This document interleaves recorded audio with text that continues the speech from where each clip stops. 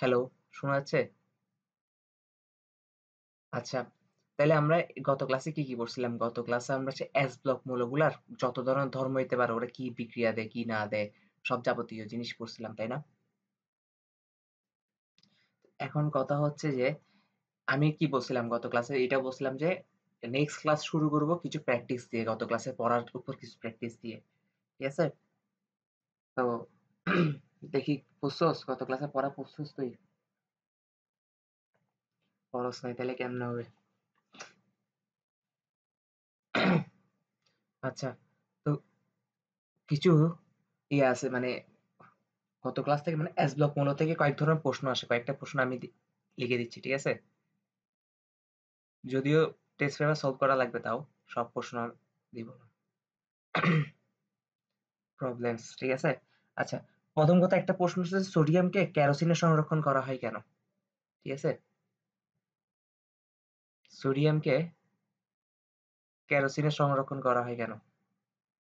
সোডিয়ামকে কেরোসিনে সংরক্ষণ করা হয় কেন? দেখি বলতো? আইডিয়া আছে কোনো?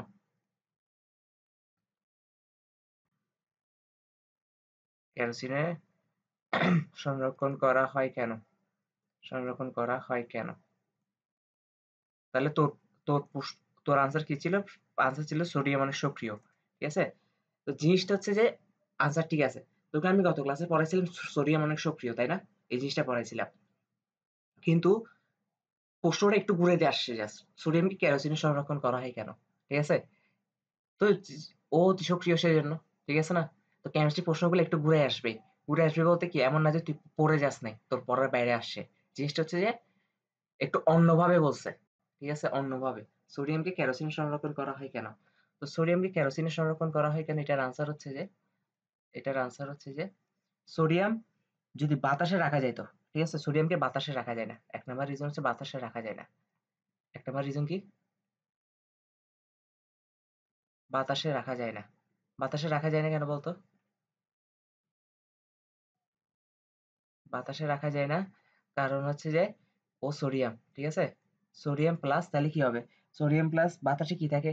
অক্সিজেন থাকে না? তো অক্সিজেনের সাথে বিক্রিয়া করলে কি তৈরি করবে? সোডিয়াম অক্সাইড তৈরি করবে Na2O। এখানে সমতাকরণ করলে কি হবে? এখানে 2 লাগাইতে হবে না? নাকি? আর নাহলে এভাবে করা যায়, নতুবা হচ্ছে যে যদি আমি এই চিহ্নটা দিয়ে দিছি, মাঝখানে এই চিহ্নটা দিয়ে দেওয়ার কারণে কি হবে? তুই সমতাকরণ না করলেও প্রবলেম নাই। ঠিক আছে? বাট এটা 4 এখানে 2 লাগাই দিলে হচ্ছে। ঠিক আছে? মিলছে? কারণ এখানে এই পাশে 2 ই লাগাইতে হবে। কেন বলতো? কারণ অক্সিজেনটা হিসাব করতে হবে না। এখানে তো অক্সিজেন একটা হয়ে গেছে। সমতাকরণ করলে এখানে অক্সিজেন ২ টা লাগবে।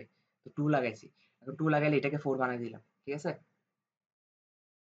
তো তার মানে কি সোডিয়াম বাতাসে অক্সিজেনের সাথে বিক্রিয়া করে কি করে ফেলবে? সোডিয়াম অক্সাইড তৈরি করে ফেলবে। ২ মোল সোডিয়াম অক্সাইড তৈরি করে ফেলবে। আবার যদি বাতাসে শুধু অক্সিজেন থাকে না, বাতাসে আরো কিছু থাকে না? বাতাসে আরেকটা উপাদান থাকে। কি থাকে বলতো? Carbon die oxide. ঠিক আছে? এই যে সোডিয়াম অক্সাইড যেটা আছে, এই সোডিয়াম অক্সাইড এই সোডিয়াম অক্সাইডটা পরবর্তীতে আবার কার্বন ডাই অক্সাইডের সাথে বিক্রিয়া করে ফেলে। ঠিক আছে? কার্বন ডাই অক্সাইডের সাথে বিক্রিয়া করে ফেলে। তো কার্বন ডাই অক্সাইডের সাথে বিক্রিয়া করে ফেললে কি তৈরি করবে দেখি বলতো? Sodium sodium carbonate. ঠিক আছে? সোডিয়াম কার্বনেট তৈরি করে ফেলবে। তো আল্টিমেটলি এখন কি হয়ে গেল? ধর আমি ল্যাবরেটরিতে একটা কাজ করব। ঠিক আছে? সোডিয়ামকে নিয়ে একটা পরীক্ষা-টরীক্ষা করা লাগবে। তো আমি কি করছি? সোডিয়ামকে বাতাসে রাখিয়ে দিছি। মানে খোলা পাত্রে রেখে দিলাম বা অন্যভাবে রেখে দিলাম। একটু পরে এসে দেখব যে সোডিয়াম রাখছি সোডিয়াম, এটা হয়ে গেছে সোডিয়াম কার্বনেট। ঠিক আছে? তো তাইলে কি আমাদের কোনো লাভ হবে? আমরা সোডিয়ামকে নিয়ে আর পরীক্ষা করতে পারবো? আমাদের তো পরীক্ষা সোডিয়ামকে নিয়ে। আমরা তো পরীক্ষা সোডিয়াম কার্বনেটকে নিয়ে করব না, তাই না? তো রাখছি সোডিয়াম হয়ে গেছে সোডিয়াম কার্বনেট। তাহলে তো আমাদের লাভ নাই। তাহলে বাতাসে রাখা যাবে না। এটা একটা রিজন। ঠিক আছে? তারপর এখন হচ্ছে আরেকটা উপাদান আছে। কেরোসিনে রাখা গেলে পানিতে রাখা যাবে না কেন? ঠিক আছে? এটা একটা কথা। এখন ২ নাম্বার হচ্ছে যে পানিতেও রাখা যায় না। ২ নাম্বার কি?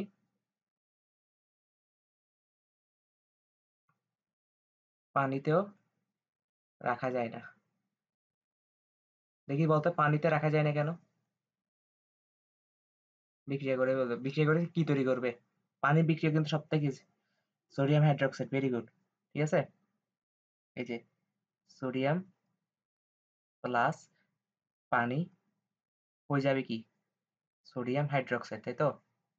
সোডিয়াম হাইড্রোক্সাইড প্লাস কি হয়ে যাবে প্লাস হাইড্রোজেন, প্লাস হাইড্রোজেন হয়ে যাবে না, প্লাস হাইড্রোজেন। তাহলে এখন যদি সমতাকরণ করি, সমতাকরণ করলে কি হবে, এখানে 2 লাগাইতে হবে, ঠিক আছে, এখানে 2 লাগাই, তারপর হচ্ছে যে এখানে 2 লাগাইতে হবে, এখানেও 2 লাগাইতে হবে, ঠিক আছে। তাহলে হাইড্রোজেন 4টা হয়েছে, অক্সিজেন 2টা, অক্সিজেন 2টা, ঠিক আছে, মিলছে। হুম। ওয়েস্টে ব্র্যাকেটে কেন, ব্র্যাকেট না দিলেও প্রবলেম নেই, ঠিক আছে। ভুলে আমি ব্র্যাকেট দিছি, ঠিক আছে, ব্র্যাকেট দিলেও সমস্যা না, না দিলেও সমস্যা নেই। ব্র্যাকেট নরমালি কখন দেয়, যখন ম্যাগনেসিয়াম হাইড্রোক্সাইড লিখবো, ঠিক আছে, ঠিক না? ওকে, এটা আমি কথা বলতে বলতে কেন লিখছি আমি জানি না। তো জিনিসটা হচ্ছে যে তার মানে পানিতে রাখলে পানি তো বিক্রিয়া করে ফেলবে, পানির সাথে, পানির অণুর সাথে মানে H2 এর সাথে বিক্রিয়া করে সোডিয়াম হাইড্রোক্সাইড আর হাইড্রোজেন তৈরি করে ফেলবে। তাহলে কি আমরা সোডিয়ামটা সংরক্ষণ করতে পারতেছি? আমাদের মেইন কাজ হচ্ছে সোডিয়ামকে সংরক্ষণ করা। আর তাহলে কেরোসিনে কেন সংরক্ষণ করতে পারবো, কারণ কেরোসিনে বাতাসও নাই, পানিও নেই, ঠিক আছে। তার মানে এখন ব্যাখ্যাটা কি হবে, এখন ব্যাখ্যাটা হবে ইয়াতে কি বলে, কেরোসিনে বাতাসও নাই, সংরক্ষণ নাই। ইভেন সব থেকে ইন্টারেস্টিং ব্যাপার কি জানোস, আমি তোকে যে নোট করাই দিচ্ছি, আমি যে প্রশ্নগুলা লিখে দিব, এই প্রশ্নগুলাই আসবে, ঠিক আছে, অনলি এগুলাই আসবে। আবার এটাও একটা ব্যাটার, মানে আমি বলি এই চ্যাপ্টারের মেইন একটা জিনিস, এই চ্যাপ্টারে কিন্তু অনেক দেখবি যে একটু পরে দেখবি, আজকে দেখবি যে অনেক মুখস্থ জিনিস আছে, মুখস্থ জিনিসপাতি বেশি, ঠিক আছে, বুঝার থেকে মুখস্থ জিনিসপাতি বেশি। হ্যাঁ, অবশ্যই বুঝে মুখস্থ করতে হবে, ঠিক আছে, কিন্তু আমাকে প্রশ্ন করবি না যে এটা কেন হয়েছে, এটা লজিক কি, ঠিক আছে। বেশিরভাগ জিনিস হচ্ছে এটা ওদের ধর্ম, এটা ওদের ইচ্ছা হইছে সেজন্য করছে, ঠিক আছে। ইভেন কেন করতেছে এটা বলবো, কিন্তু কিছু, কিছু জিনিসে এগুলা ব্যাখ্যা নেই, ঠিক আছে। জাস্ট ওগুলা কি করতে হবে? ওগুলো মুখস্থ করতে হবে। হুম? এমন না যে ভাবিস না যে আমি পারব না। আমি রিসার্চ করেই বলতেছি। আমি আগে নেটে সার্চ-টার্চ করে তারপর তোকে বলছি জিনিসটা, ঠিক আছে? এগুলোর কোনো ব্যাখ্যাই নেই। কেরোসিনে রাখা হয়,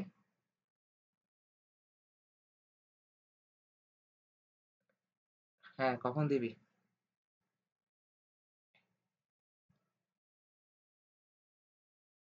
তাহলে ওইটা দিয়ে দে। কখন দিবি? কালকেই দে। ঠিক আছে? কালকে দিতে পারবি না? কেরোসিন, কারণ কেরোসিনে বাতাস, হ্যাঁ, কালকে দিয়ে দে। কেরোসিনে বাতাস এবং হুম, কেরোসিনে হচ্ছে বাতাস এবং কি পানি কোনটিই থাকে না। কোনটিই থাকে না। কোনটি কি থাকে না। জিনিসটা বুঝাইতে পারছি? তাহলে সোডিয়াম কেন কেরোসিনে সংরক্ষণ করা হয়? ব্যাখ্যা পাইছস কিনা? আচ্ছা। তারপর আরেকটা প্রশ্ন হচ্ছে যে ২ নাম্বার প্রশ্ন হচ্ছে যে ২ নাম্বার প্রশ্ন হচ্ছে যে ম্যাগনেসিয়াম ধাতুকে নাইট্রোজেন সহযোগে উত্তপ্ত করলে, ম্যাগনেসিয়াম ধাতুকে ধাতুকে নাইট্রোজেন সহযোগে সহযোগে কি করলে উত্তপ্ত করলে উত্তপ্ত করলে উত্তপ্ত করলে কি হবে? উত্তপ্ত করলে যে উৎপাদ পাওয়া যায় তাকে গরম পানিতে যোগ করলে কি হবে? যে উৎপাদ পাওয়া যায়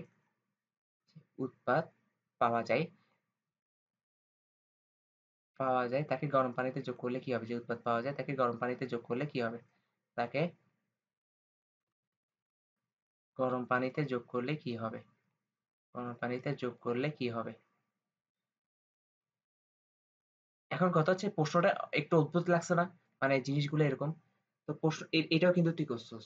ঠিক আছে? জাস্ট অন্যভাবে তোকে বুঝাচ্ছে। ম্যাগনেসিয়াম ধাতুকে নাইট্রোজেন সহযোগে উত্তপ্ত করলে। তো আমরা কি বলছিলাম? আমরা পড়ছিলাম না যে সলিউশন করি যদি, সলিউশন হচ্ছে যে আমরা কি করছিলাম? ম্যাগনেসিয়ামকে ১ম এ নাইট্রোজেন সহযোগে উত্তপ্ত করব, তাই না? নাকি?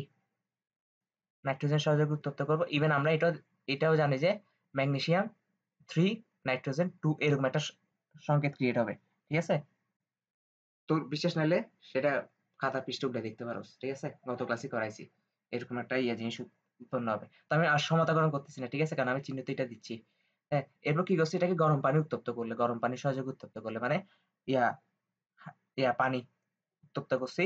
এখন কত ইয়াতে কি বলে এটা হবে ম্যাগনেসিয়াম হাইড্রোক্সাইড প্লাস অ্যামোনিয়া। মনে আছে অ্যামোনিয়া উৎপন্ন হয়, ঠিক আছে? আর এখানে সমতাকরণ করলে এটা 6 মোল পানি দিতে হয়, ঠিক আছে? তো গত পৃষ্ঠার উল্টা দেখতে পারো সেটা আছে, ঠিক আছে? তারপর হচ্ছে সেম প্রশ্ন যদি ক্যালসিয়াম ধাতুকে কার্বন সহ উত্তপ্ত করলে যে উৎপাদ পাওয়া যায় তাতে পানি যোগ করলে, হ্যাঁ, মনে আছে ইথাইন উৎপন্ন হবে এরকম একটা। তাহলে আমি যদি এখন এখানে একটু হালকা প্রশ্নটাতে একটু এডিট করব জাস্ট,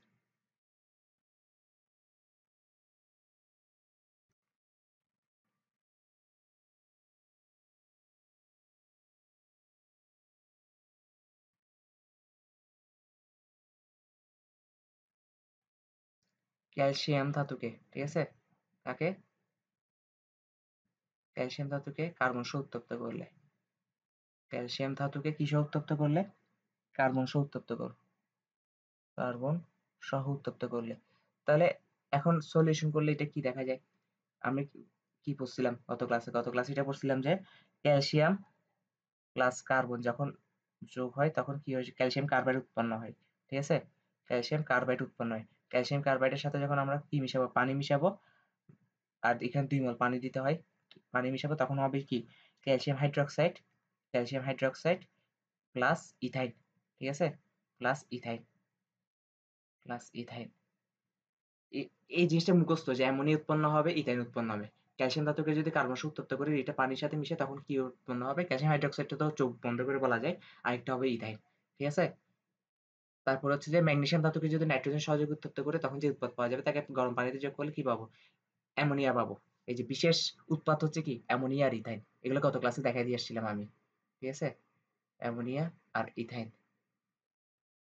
তো জিনিসটা হচ্ছে যে অ্যাকচুয়ালি তোর থেকে কনফিডেন্স হারাই ফেলতে পারোস যে এটা কোত্থেকে পড়াচ্ছি। তো একটু দেখাই দিই দাঁড়া। এই যে পিডিএফ তো আমার থেকে আছে না, দেখ কই গেল।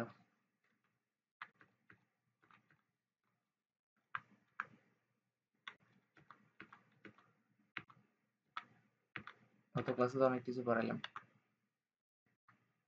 এই যে দেখছস, দেখ তো, এস ব্লক মৌলের সময় নাইট্রেট আর কার্বাইডের আদ্য বিশ্লেষণ পানির সাথে যোগ করা আর কি, ঠিক আছে? তখন কি হবে, ক্ষার আর অ্যামোনিয়া উৎপন্ন হবে যদি নাইট্রেটের সাথে আদ্য বিশ্লেষণ করি।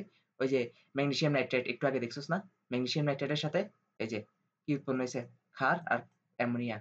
আর ক্যালসিয়াম কার্বাইডের সাথে পানির আদ্য বিশ্লেষণ করছি আর ইথাইন তৈরি হয়েছে আর ক্যালসিয়াম হাইড্রোক্সাইড তৈরি হয়েছে, মানে ক্ষার আর ইথাইন তৈরি হয়েছে। জিনিসটা কিন্তু পড়ানোর মধ্যে থেকে আসে, ঠিক আছে? আর এটা কিন্তু বোর্ড কোয়েশ্চেন, সেই জন্য আমি তোকে দেখাই দিলাম যে জিনিসটা আসলে সবকিছু পড়ার মধ্য দিয়ে আসতেছে। আচ্ছা, তাহলে এটা গেল আরেকটা। তাহলে আমরা আরেকটা প্রশ্ন সলভ করি। দেখি, বলতো বেরিলিয়াম ও ম্যাগনেসিয়াম শিখা পরীক্ষা দেয় না কেন? বেরিলিয়াম ও ম্যাগনেসিয়াম শিখা পরীক্ষা দেয় না কেন? শিখা পরীক্ষা দেয় না কেন? এটা গত ক্লাসে ব্যাখ্যা করিনি, বাট তোর কি আইডিয়া আছে শিখা পরীক্ষা কেন দেয় না? শিখা পরীক্ষা কেন কারা দেয়? শিখা পরীক্ষা হচ্ছে যখন আগুনে উত্তপ্ত করবো তখন হচ্ছে যে,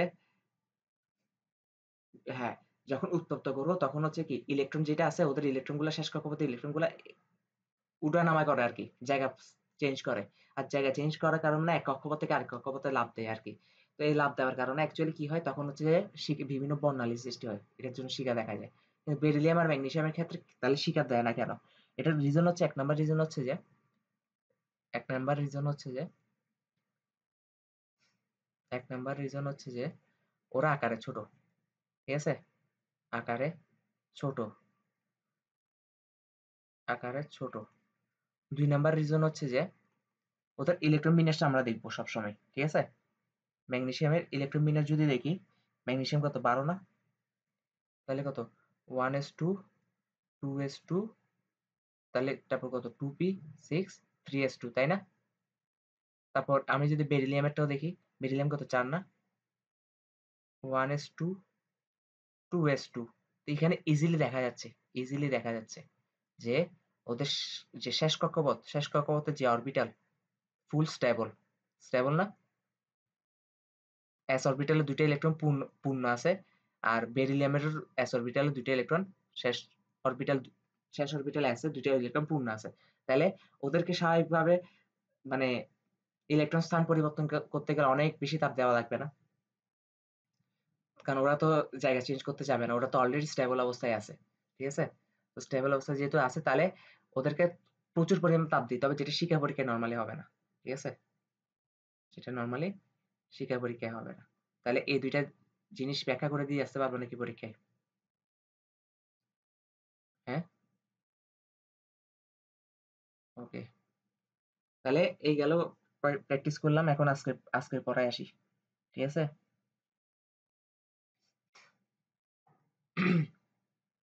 তাহলে এস ব্লক নিয়ে যত ধরনের যাবতীয় কাজ-টাজ আমাদের আছে এস ব্লক শেষ। এখন আমরা পড়বো কি নিয়ে? পি ব্লক নিয়ে। এখন পি ব্লকে তো প্রায় ৩৬ টা মৌল আছে। ৩৬ টা মৌল আছে না? ৩৬ টা মৌল নিয়ে আমরা পি ব্লকে ২ টা ক্লাসে ভাগ করব। ঠিক আছে? এক ক্লাস হচ্ছে যে কারণ পি ব্লকে মোট ৬ টা গ্রুপ জড়িত। কয়টা গ্রুপ জড়িত? ৬ টা গ্রুপ। গ্রুপ ১৩ থেকে গ্রুপ ১৮ পর্যন্ত সবাই কি পি ব্লক মৌল। এখন কথা হচ্ছে আমরা ভাগ করে পড়বো। গ্রুপ ১ম ১৩ থেকে ১৬ পর্যন্ত পড়বো। তারপর নেক্সট ক্লাসে আজকে হচ্ছে ১৩ থেকে ১৫ পর্যন্ত পড়বো। নেক্সট ক্লাস হচ্ছে ১৬ থেকে ১৮ পর্যন্ত পড়বো। ঠিক আছে? আর এগুলো অনেক ধর্ম, পীরবক মৌলের অনেক ধর্ম। ঠিক আছে? তো আমি যেগুলো লিখে দিব, আমি যে নোট খাতায় যেগুলো লিখে দিব, এখান থেকে প্রশ্ন আসবে। ঠিক আছে? এর বাইরে আসবে না। ৩৬ টা মৌল বলতে কিন্তু অনেক মৌল। বুঝতে পারছ তো? তাহলে আমাদের আজকে টপিকের নাম হচ্ছে পি ব্লক মৌলসমূহ।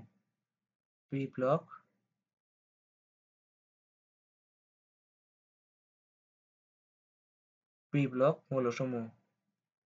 ঠিক আছে?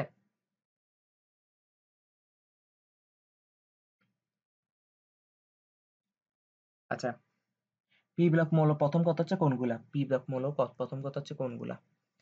প্রথম কথা হচ্ছে পি ব্লক মৌল হচ্ছে যে ইয়াতে কই গেল? হ্যাঁ, গ্রুপ গ্রুপ কত? গ্রুপ হচ্ছে ১৩, ১৪, ১৫, ১৬, ১৭। ঠিক আছে? গ্রুপ হচ্ছে ১৩, ১৪, ১৫, ১৬, ১৭ আর হচ্ছে হিলিয়াম ব্যতীত ১৮। ঠিক আছে? হিলিয়াম ব্যতীত ১৮। কেন হিলিয়াম ব্যতীত? তো ১৮ র বাকিরা কি নিষ্ক্রিয় না? তাহলে হিলিয়াম ব্যতীত কারণ হিলিয়ামটা এস ব্লক মৌল। এস ব্লক মৌল। 1:2। ঠিক আছে? তাহলে এই গেল হিলিয়াম ব্যতীত বাকি সবাই হচ্ছে যে তার মানে পি ব্লক মৌল। তার মানে তারপর হচ্ছে যে ইয়া আর ওদের ইলেকট্রন বিন্যাস কি দেখা যায়? ওদের ইলেকট্রন বিন্যাস এরকম দেখা যায় না? যে NH2 NP 1 থেকে 6 1 থেকে 6 তারপর হচ্ছে যে তারপর হচ্ছে কি বলা যায়? তারপর হচ্ছে যে ইয়া ৩৬ টা ওরা মোট কয়টা? ৩৬ টি। যার মধ্যে বেশিরভাগ কি? যার মধ্যে বেশিরভাগ অধাতু। বেশিরভাগ কি? অধাতু। জিনিসটা ক্লিয়ার? বেশিরভাগ হচ্ছে অধাতু। আচ্ছা অধাতু কাদেরকে বলে? যারা হচ্ছে ইলেকট্রন গ্রহণ করে। অষ্টক পূর্ণের জন্য ইলেকট্রন গ্রহণ করা লাগে। যেমন ক্লোরিনের ১ টা ইলেকট্রন গ্রহণ করলে ওর অষ্টক পূর্ণ হয়। ঠিক আছে? তারপর অক্সিজেনের ২ টা ইলেকট্রন গ্রহণ করলে ওর অষ্টক পূর্ণ হচ্ছে। হুম? অধাতু হচ্ছে ইলেকট্রন গ্রহণ করে আর ধাতু হচ্ছে ইলেকট্রন ত্যাগ করে। তাহলে ৩৬ টার মধ্যে বেশিরভাগ অধাতু। তবে তবে কিছু স্পেশাল অপধাতু আছে এদের ভিতর। এই ৩৬ টার ভিতর কিছু অপধাতু আছে। অপধাতু কাদেরকে বলে? মানে ওরা ধাতু প্লাস অধাতু ২ টার মতনই আচরণ করে। ঠিক আছে? আর ওরা কারা? ওরা হচ্ছে বোরন, সিলিকন, ঠিক আছে? জার্মেনিয়াম, জার্মেনিয়াম, তারপর হচ্ছে যে আর্সেনিক, তারপর হচ্ছে যে ইয়া অ্যান্টিমনি, ঠিক আছে? তারপর হচ্ছে যে ইয়া টেলুরিয়াম, তারপর হচ্ছে যে আরেকটা কি অ্যাসিডি কি একটা থাকবে, ঠিক আছে? সেরিয়াম নাকি কি একটা। এরা হচ্ছে সবে অপধাতু। তো আমাদেরকে যদি পরীক্ষায় প্রশ্ন আসে নিচের কোনটি অপধাতু? হ্যাঁ, মনে থাকবে কিনা? মনে থাকবে? তো প্রশ্ন কিভাবে আসতে পারে আমি এগুলা বলে দিচ্ছি। ঠিক আছে? Boron, silicon, germanium, arsenic, antimony, এটাকে কিন্তু অ্যান্টিমনি বলে। ঠিক আছে? এটাকে কিন্তু অ্যান্টিমনি বলে। এসপিকে। এবার এগুলা তো ফিজিক্স 7 পেপারের সেমিকন্ডাক্টর চ্যাপ্টারে পড়ার কথা। জার্মেনিয়াম আর নেই। বুঝছস না? জার্মেনিয়াম আর সিলিকন নিয়ে তো পড়ার কথা। ইয়াতে কারণ কেন সেমিকন্ডাক্টর হচ্ছে ওই ট্রানজিস্টর তৈরিতে ইউজ হয় এগুলা। অপধাতুগুলো ট্রানজিস্টর তৈরিতে ইউজ হয় না? আচ্ছা, তাহলে এগুলো হচ্ছে অপধাতু। এখন অপধাতু মানে কি? অপধাতু মানে হচ্ছে যে যারা যারা কি বলতো? যারা ধাতুও আবার অধাতুও। অধাতুও। আচ্ছা। তারপর হচ্ছে যে আহ আর কি লেখা যায়? হ্যাঁ, এরপর হচ্ছে গ্রুপ 13 থেকে, সরি গ্রুপ 13 থেকে বলতেছি। ইয়া পারমাণবিক সংখ্যা 113 থেকে 118 পর্যন্ত মোট 118 টা মৌল আছে না? হ্যাঁ? 113 থেকে 118 পর্যন্ত ওরাও কিন্তু পৃথক মৌল। 113 থেকে 118 পর্যন্ত। ইয়া আমি যদি এটা সুন্দর করে লিখি, কারণ ওদের নাম তো আমরা জানবো না, ঠিক আছে? পারমাণবিক সংখ্যা 113 থেকে 118 পর্যন্ত যারা আছে, 118 পর্যন্ত যারা আছে ওরাও কি পি ব্লক মৌল, ঠিক আছে? ওরাও পি ব্লক মৌল। পি ব্লক মৌল। হইছে? তো লেখা হইছে?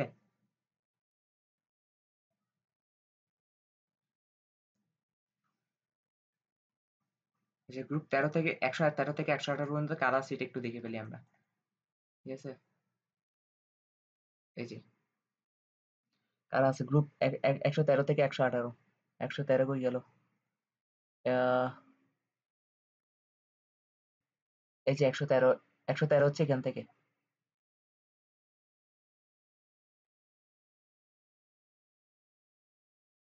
হ্যালো?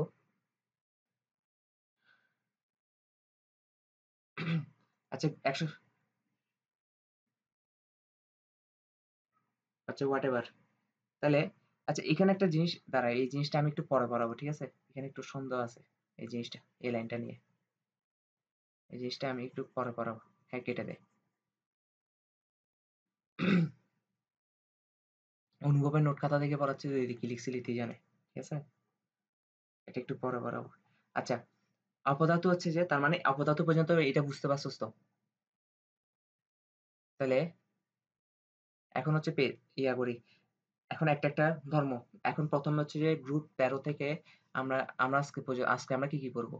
আজকে আমরা পড়বো গ্রুপ 13, 14, 15। ঠিক আছে? তাহলে গ্রুপ 13 দিয়ে শুরু করি। গ্রুপ 13 এর মৌলসমূহের রাসায়নিক বিক্রিয়া। গ্রুপ 13 এর গ্রুপ 13 এর মৌলসমূহের মৌল মৌলসমূহের রাসায়নিক বিক্রিয়া। ঠিক আছে? রাসায়নিক বিক্রিয়া।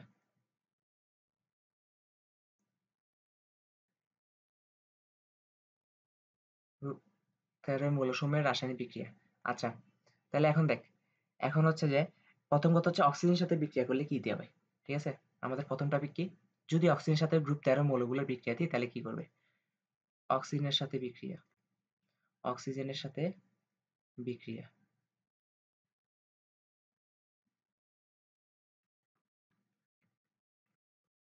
অক্সিজেনের সাথে বিক্রিয়া। আচ্ছা, অক্সিজেনের সাথে বিক্রিয়া করলে আমরা ধরে নিই এম বলতে গ্রুপ 13 মৌলগুলা ধরে নিচ্ছি আরকি। এম বলতে গ্রুপ 13 মৌলগুলা ধরে নিচ্ছি। হ্যাঁ? আচ্ছা, গ্রুপ 13 মধ্যে কি আছে? গ্রুপ 13 মধ্যে নরমালি কি আছে? আমরা একটু দেখি। গ্রুপ 13 মধ্যে কি আছে? গ্রুপ 13 মধ্যে প্রথম কথা হচ্ছে বোরন আছে। ঠিক আছে? অ্যালুমিনিয়াম আছে। তারপর হচ্ছে যে গ্যালিয়াম আছে। তারপরে হচ্ছে যে আছে, ইন্ডিয়াম আছে। তারপর হচ্ছে যে আরেকটা কি আছে? আচ্ছা একটু লিখলেই হচ্ছে, বাকিটা কয়েকটা উদাহরণ এক্সাম্পল তো দিলাম। ঠিক আছে? তাহলে এখন দেখ, এম, এম দ্বারা কি বুঝাচ্ছি? এম দ্বারা বুঝাচ্ছি গ্রুপ 13 মৌলগুলা। ঠিক আছে? ওরা কি করবে? অক্সিজেনের সাথে বিক্রিয়া করলে এম বলতে একটা সাংকেতিক চিহ্ন ধরে নিছে আরকি। আমরা তো বোরন, অ্যালুমিনিয়াম, গ্যালিয়াম, ইন্ডিয়াম সবগুলো লিখতে পারব না। এটা ধরে নিছি। ওদের বিক্রিয়ার ফর্মটা সবসময় এরকম থাকবে। M2O3 ক্রিয়েট হবে। সবসময় M2O3 ক্রিয়েট হবে। ঠিক আছে? আর সমতাকরণ করলে এটা 4M দিতে হয়। আর এখানে হচ্ছে অক্সিজেন এটা আর এটা 2 মোল M2O3 ক্রিয়েট হবে। জিনিসটা বুঝাইতে পারছি? যেখানে M সমান কোনগুলা? M সমান হচ্ছে এই যে বোরন, অ্যালুমিনিয়াম, গ্যালিয়াম এরা। ঠিক আছে? গ্রুপ 13 মৌলগুলা। আচ্ছা, এখন তার মানে কি তৈরি হবে? এখান থেকে তৈরি হবে যে আমরা ইজিলি দেখতে পারতেছি এখান থেকে তৈরি হবে এ বোরনের সাথে যদি আমরা অক্সিজেন বিক্রিয়া দিই তাহলে আমরা ইজিলি দেখতে পাচ্ছি B2O3 ক্রিয়েট হবে, তাই না? তারপর হচ্ছে যে অ্যালুমিনিয়াম Al2O3 ক্রিয়েট হবে। Al2O3 ক্রিয়েট হবে। তারপর হচ্ছে যে গ্যালিয়াম সবগুলা সেম, ঠিক না? ইন্ডিয়াম 2O3 ক্রিয়েট হবে। আচ্ছা এরপরে আরেকটা দেখাই দিলে ভালো। আমি এটা ভুলে গেছি জিনিসটা। সবকিছু শুধু মনে থাকে না। ঠিক আছে? গ্রুপ 13 না? গ্রুপ 13 এই যে কোথায় গেল? হ্যাঁ, গ্রুপ 13 তে কি গেল?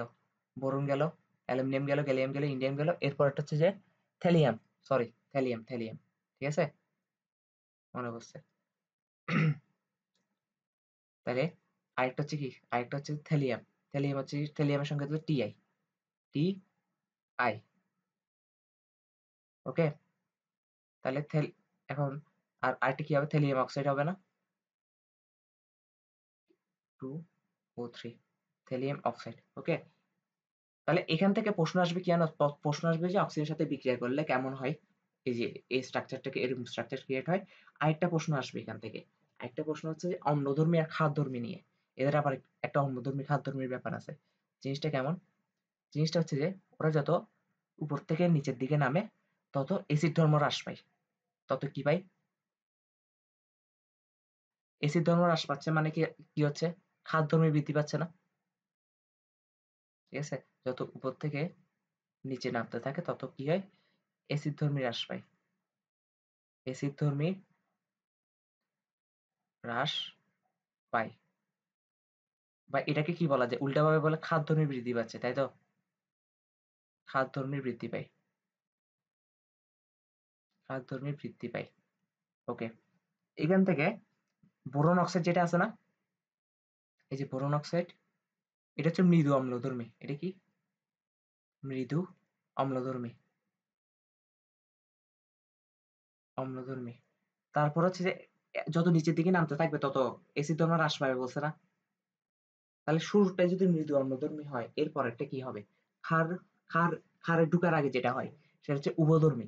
ঠিক আছে? সেজন্য অ্যালুমিনিয়াম আর গ্যালিয়াম যেটা আছে এটা হচ্ছে উভধর্মী। এটা হচ্ছে উভধর্মী অক্সাইড। উভধর্মী অক্সাইড। উভধর্মী মানে বুঝোস? ক্ষারও এসিডও। ঠিক আছে? আর নিচের ২ টা অবশ্যই কি হবে? ক্ষারধর্মী। ক্ষারধর্মী। এখন প্রশ্ন হচ্ছে যে কেমিস্ট্রিতে সবসময় উভধর্মী যে ব্যাপারগুলো আছে না? এখান থেকে প্রশ্ন আসবেই। যে অমুক অক্সাইড উভধর্মী কেন ব্যাখ্যা করো? বিশেষ করে এই প্রশ্নটা আসবে। অ্যালুমিনিয়াম অক্সাইড উভধর্মী ব্যাখ্যা করো। ঠিক আছে? তাহলে ব্যাখ্যা করবি কেমনে? দেখি বলতো একটু আইকিউ খাটা তো আমি দেখি আইকিউটা আছে কিনা তোর। মানে একটু উপধর্মী মানে কি? যে মানে এসিডের মতন আচরণ করবে, ক্ষারের মতন আচরণ করবে। এ এখন এই জিনিসটা আমরা প্রুভ করব কেমনে? দেখি বুদ্ধি আছে কিনা দেখি তো। না ইলেকট্রোমিনাস দিয়ে এসিড ক্ষার কেমনে প্রমাণ করবি? এটা তো আমি আগে জানতাম না। আমি বলি আমি বলি এসিড আর ক্ষার, ঠিক আছে? একে অপরের সাথে বিক্রিয়া করলে কি তৈরি হয়? লবণ আর পানি উৎপন্ন হয় না? তার মানে অ্যালুমিনিয়াম অক্সাইড যে উভধর্মী এটা প্রুভ করব কেমনে? অ্যালুমিনিয়াম অক্সাইডকে একবার ক্ষারের সাথে বিক্রিয়া দিব, তাও লবণ আর পানি উৎপন্ন হবে। অ্যালুমিনিয়াম অক্সাইডকে একবার এসিডের সাথে বিক্রিয়া দিব, তাও লবণ আর পানি উৎপন্ন হবে। ঠিক আছে? তার মানে অ্যালুমিনিয়াম অক্সাইডকে যখন ক্ষারের সাথে বিক্রিয়া দিছি তখন অ্যালুমিনিয়াম অক্সাইড কাজ করছে কি হিসেবে? এসিড হিসেবে কাজ করছে না? সেজন্য হয়তো লবণ আর পানি উৎপন্ন হইছে। আবার অ্যালুমিনিয়াম অক্সাইডকে যখন এসিডের সাথে বিক্রিয়া দিছি তখনও যখন লবণ আর পানি উৎপন্ন হইছে, তার মানে এই ক্ষেত্রে অ্যালুমিনিয়াম অক্সাইড কাজ করছে ক্ষার হিসেবে না? কারণ একমাত্র লবণ আর পানি উৎপন্ন হবে কখন? এসিড আর ক্ষার বিক্রিয়া করেই তো। নাকি? তাহলে প্রশ্নটা আমরা যদি লিখি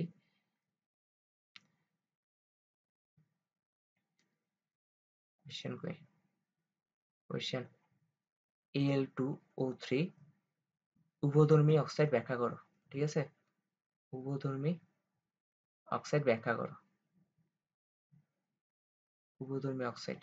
আচ্ছা, এটার রিজন হচ্ছে যে আনসার হচ্ছে সলিউশন হচ্ছে কি, প্রথমে আমরা ওকে একবার কার সাথে বিক্রিয়া দিব, আমরা প্রথমে একবার এসিডের সাথে বিক্রিয়া দিই বা ক্ষার, আচ্ছা ক্ষারের সাথে বিক্রিয়া দিই, প্রথমে এসিড হিসেবে ওকে চিহ্নিতকরণ করি। ঠিক আছে, যে Al2O3 প্লাস কি সোডিয়াম হাইড্রোক্সাইড। ঠিক আছে, তাহলে বিক্রিয়া করলে কি তৈরি হবে, ইজিলি বলে একটা হবে পানি উৎপন্ন হবে, মুখস্থ বসাই দিব। ঠিক আছে, আচ্ছা অ্যালুমিনিয়াম অক্সাইড যে উভধর্মী এটা তো ওরা বলে দিছে, তার মানে লবণ আর পানি উৎপন্ন হবে। ঠিক আছে, তো আমরা লিখে দিব একটা একটা তো পানি লিখে দিব। ঠিক আছে, পানি লিখে দেওয়ার পর আরেকটা তৈরি হবে সোডিয়াম অ্যালুমিনেট। ঠিক আছে, সোডিয়াম অ্যালুমিনেট এর, সোডিয়াম অ্যালুমিনেট AlO2, সুন্দর করে লিখতে হবে।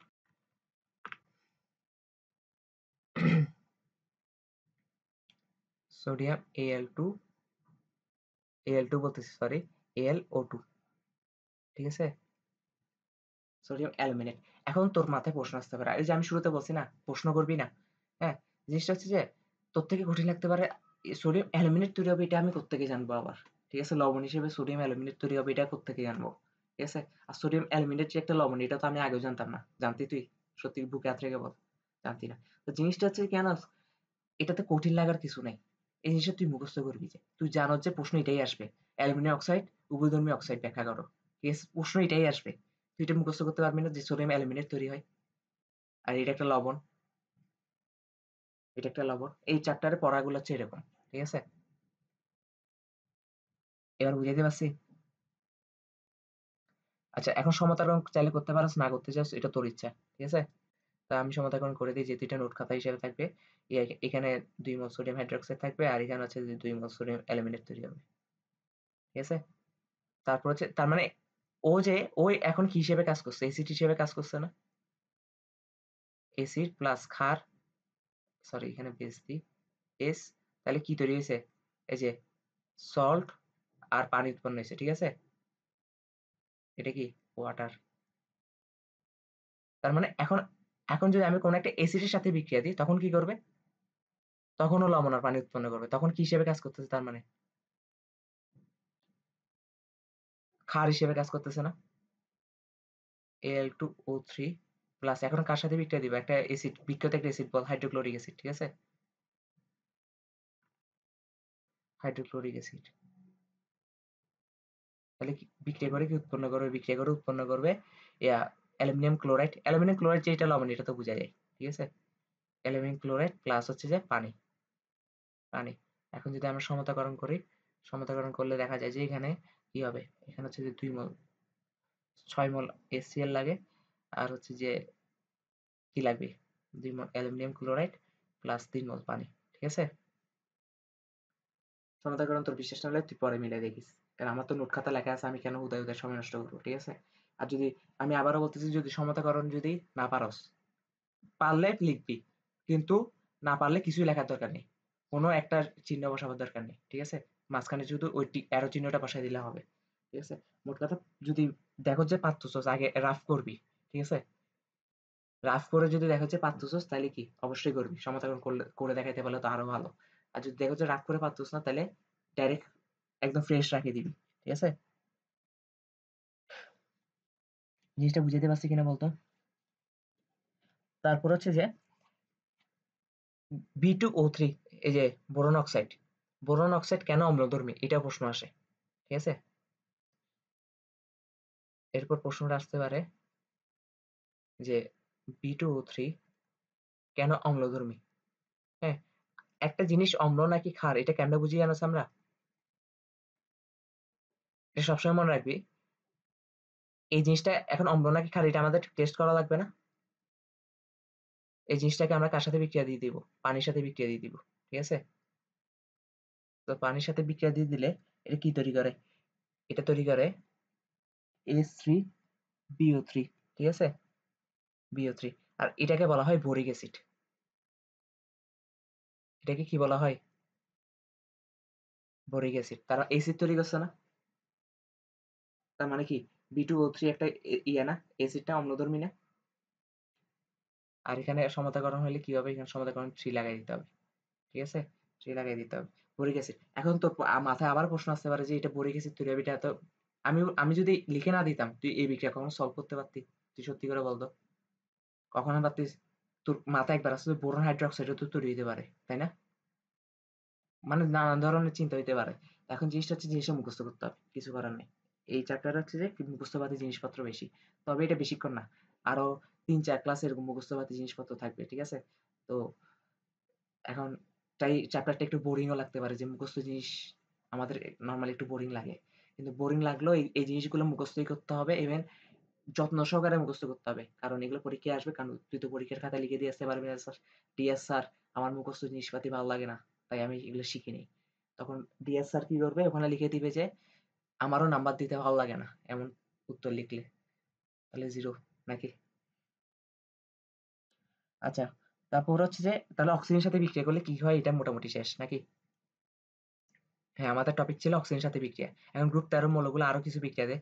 এখন আমরা পড়ব এখন আমরা পড়ব হ্যালোজেনের সাথে বিক্রিয়া। ঠিক আছে? হ্যালোজেনের সাথে বিক্রিয়া। হ্যালোজেনের সাথে বিক্রিয়া। আচ্ছা, হ্যালোজেনের সাথে বিক্রিয়া কেমন হয়? আবারও আমরা ধরে নিচ্ছি M দিয়ে, সাংকেতিক চিহ্ন M দিয়ে আরকি। M হচ্ছে গ্রুপ 13 মৌলগুলা। ঠিক আছে?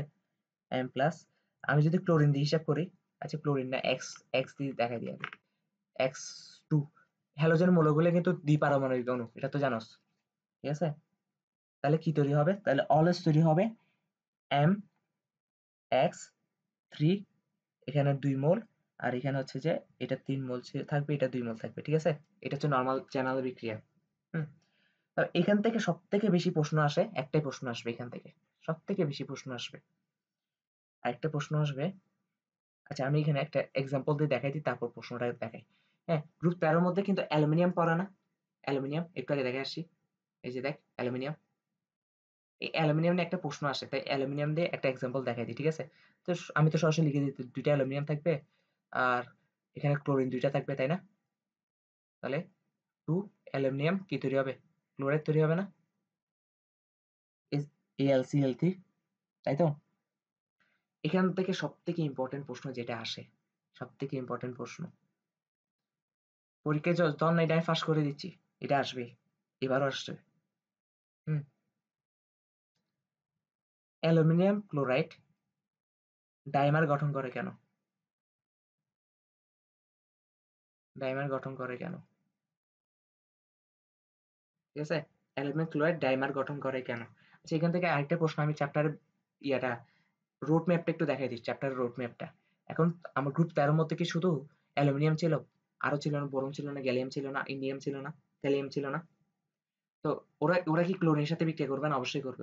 ওদেরও কি একটা ধর্ম আছে না? অ্যালুমিনিয়াম ক্লোরাইড যদি একটা ডাইমার গঠন করে, ওরা কেন করবে না? ঠিক আছে? এরকম আছে না? আ আবার নিজস্ব ধর্ম থাকতে পারে। কিন্তু এতগুলা ধর্ম পড়তে গেলে তো আমরা পাগল হয়ে যাবো গা, তাই না?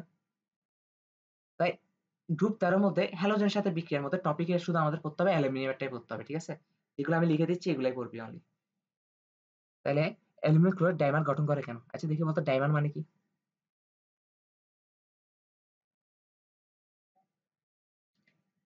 একটা অ্যালুমিনিয়াম ক্লোরাইড হচ্ছে মনোমার। ঠিক আছে? অনেকগুলো অ্যালুমিনিয়াম ক্লোরাইড মিশে গেলে এটা হবে পলিমার। আর যদি ২ টা অ্যালুমিনিয়াম ক্লোরাইড একসাথে থাকে তাহলে এটা হবে যে ডাইমার। তাহলে এটা কি হবে? ডাইমার। ঠিক আছে?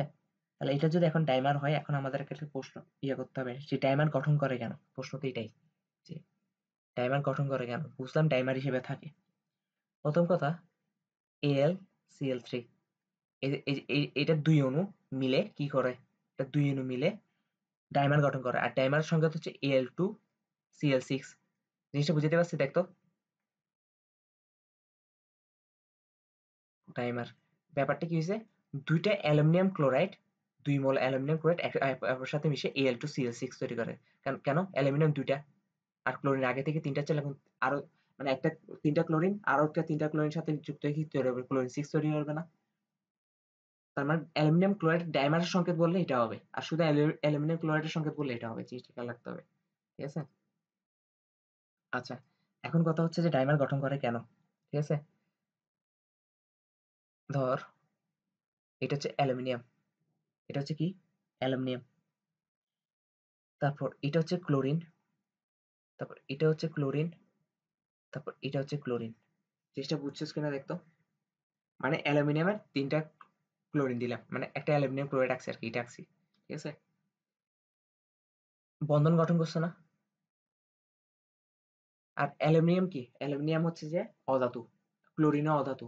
কারণ আমরা কি দেখছি, পি পি ব্লক মূল্য সবগুলো অধাতু। আর অধাতু অধাতু কি বন্ধন গঠন করে, সমযোজী বন্ধন গঠন করে, মনে আছে তো, ঠিক আছে। তার মানে আমরা যদি দেখি, একটু সুন্দর করে দেখি, যে এখানে ক্লোরিন থেকে একটা ইলেকট্রন গেছে, অ্যালুমিনিয়াম থেকে একটা ইলেকট্রন গেছে, তাই না? ঠিক এই বন্ধনও ক্লোরিন থেকে একটা ইলেকট্রন আসছে, অ্যালুমিনিয়াম থেকে একটা ইলেকট্রন আসছে, তাই না? ঠিক এই বন্ধনের ক্লোরিন থেকে একটা ইলেকট্রন আসছে, অ্যালুমিনিয়াম থেকে একটা ইলেকট্রন আসে, কথা সত্য কিনা? আর একটা বন্ধনে 2টা ইলেকট্রনই থাকে, এই যে প্রতিটা বন্ধনে, এটা তো 2টা ইলেকট্রন, এটা তো 2টা ইলেকট্রন, এটা তো 2টা ইলেকট্রন, এটা কিন্তু জৈব জগতে বুঝিয়ে দিয়ে আসছি আমি অলরেডি। একটা বন্ধনে 2টা ইলেকট্রনই থাকে। এখন কথা হচ্ছে যে 2টা ইলেকট্রন আছে, এতে ক্লোরিন লাভ হয়েছে না, ক্লোরিন নষ্টপূর্ণ হয়েছে না? আর ক্লোরিনের একটা ইলেকট্রনই দরকার ছিল, যেটা অ্যালুমিনিয়াম থেকে পেয়ে গেছে, ঠিক আছে। তার মানে অষ্টপূর্ণ হয়েছে। তার মানে ক্লোরিনের শেষ কক্ষপথ এখন 8টা ইলেকট্রন না? তাহলে বাকি 6টা কি করতেছে? বাকি 6টা এরকম মুক্ত জোড় হিসেবে রয়ে গেছে না? মুক্ত জোড় হিসেবে রয়ে গেছে কিনা দেখতো। 8টা তো এখানে এই যে 8টা হয়েছে না, 1 2টা 4টা 5টা 6টা 7টা 8টা হয়েছে তো। তাহলে বাকি 6টা মুক্ত জোড় হিসেবে রয়ে গেছে না, মুক্ত জোড়, জোড়ায় জোড়ায়।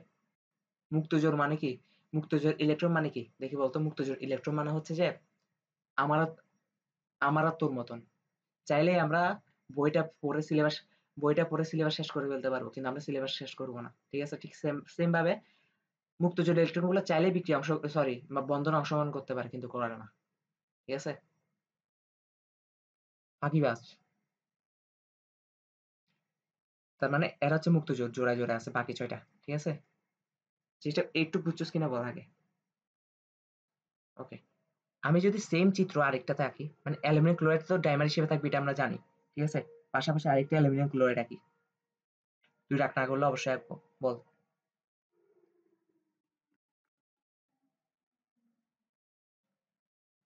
ক্লোরিন, আরেকটা হচ্ছে যে এখানে দিই, তাহলে চিত্রটা সুন্দর হবে কেমনে? হ্যাঁ, চিত্রটা সুন্দর হবে এখানে। আমি যেভাবে আঁকছি এভাবে আঁকিস পরীক্ষায়, ঠিক আছে। বুঝতে পারছি কিনা বল।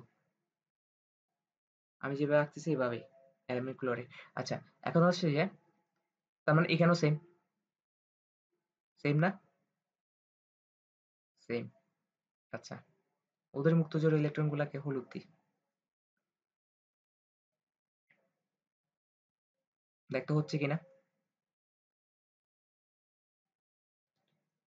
আচ্ছা, এখন কথা হচ্ছে যে সবসময় আমরা ক্লোরিনের দিকে লক্ষ্য করলাম, অ্যালুমিনিয়ামকে লক্ষ্য করছি।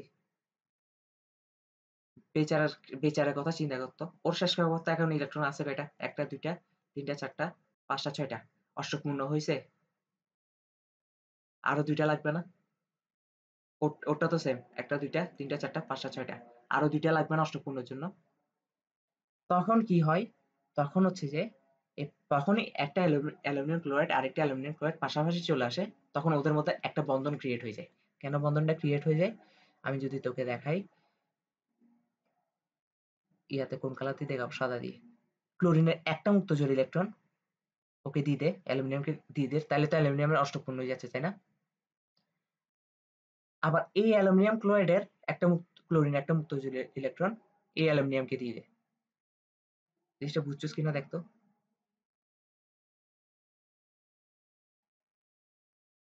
বুঝছস নাই? দেখ, কেন বুঝছস নাই। এই অ্যালুমিনিয়াম ক্লোরাইড একটা, এই অ্যালুমিনিয়াম ক্লোরাইড একটা, তাই না? এখন কথা হচ্ছে যে এই অ্যালুমিনিয়ামের দুইজনের, এই দুই অ্যালুমিনিয়ামের কি অষ্টপূর্ণ নাই, আছে 6টা, 6টা হয়েছে। তার মানে আরো 2টা লাগবে না? তখন এই অ্যালুমিনিয়াম ক্লোরাইডের যে কোনো একটা ক্লোরিন ওদের মধ্যে যে 6টা মুক্তজোড় ইলেকট্রন আছে, ঠিক আছে। ওখান থেকে যে কোনো এক জোড়া এই অ্যালুমিনিয়ামকে দিয়ে দেয়। আবার এই অ্যালুমিনিয়াম ক্লোরাইডের কোনো একটা ক্লোরিন যে কোনো একটা মুক্তজোড় ইলেকট্রনকে এই অ্যালুমিনিয়ামকে দিয়ে দেয়, তাহলে তো 8টা 8টা হয়ে গেছে। এখন এই অ্যালুমিনিয়ামের 8টা আছে, এই অ্যালুমিনিয়ামের 8টা আছে, এখন তুই বলতে পারো যে তাহলে ক্লোরিনের তো 2টা কমে গেছে। ঠিক আছে?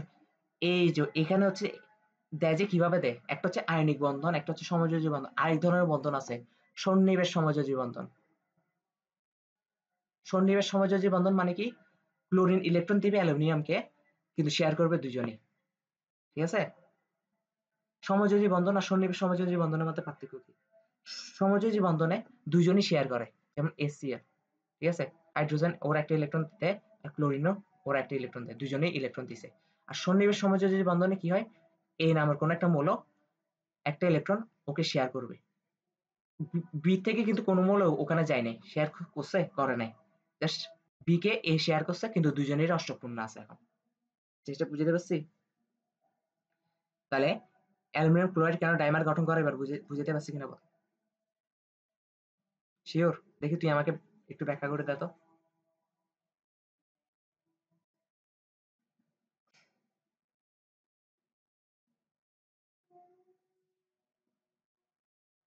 কোনটা অ্যালুমিনিয়াম ক্লোরাইড ভাঙছে?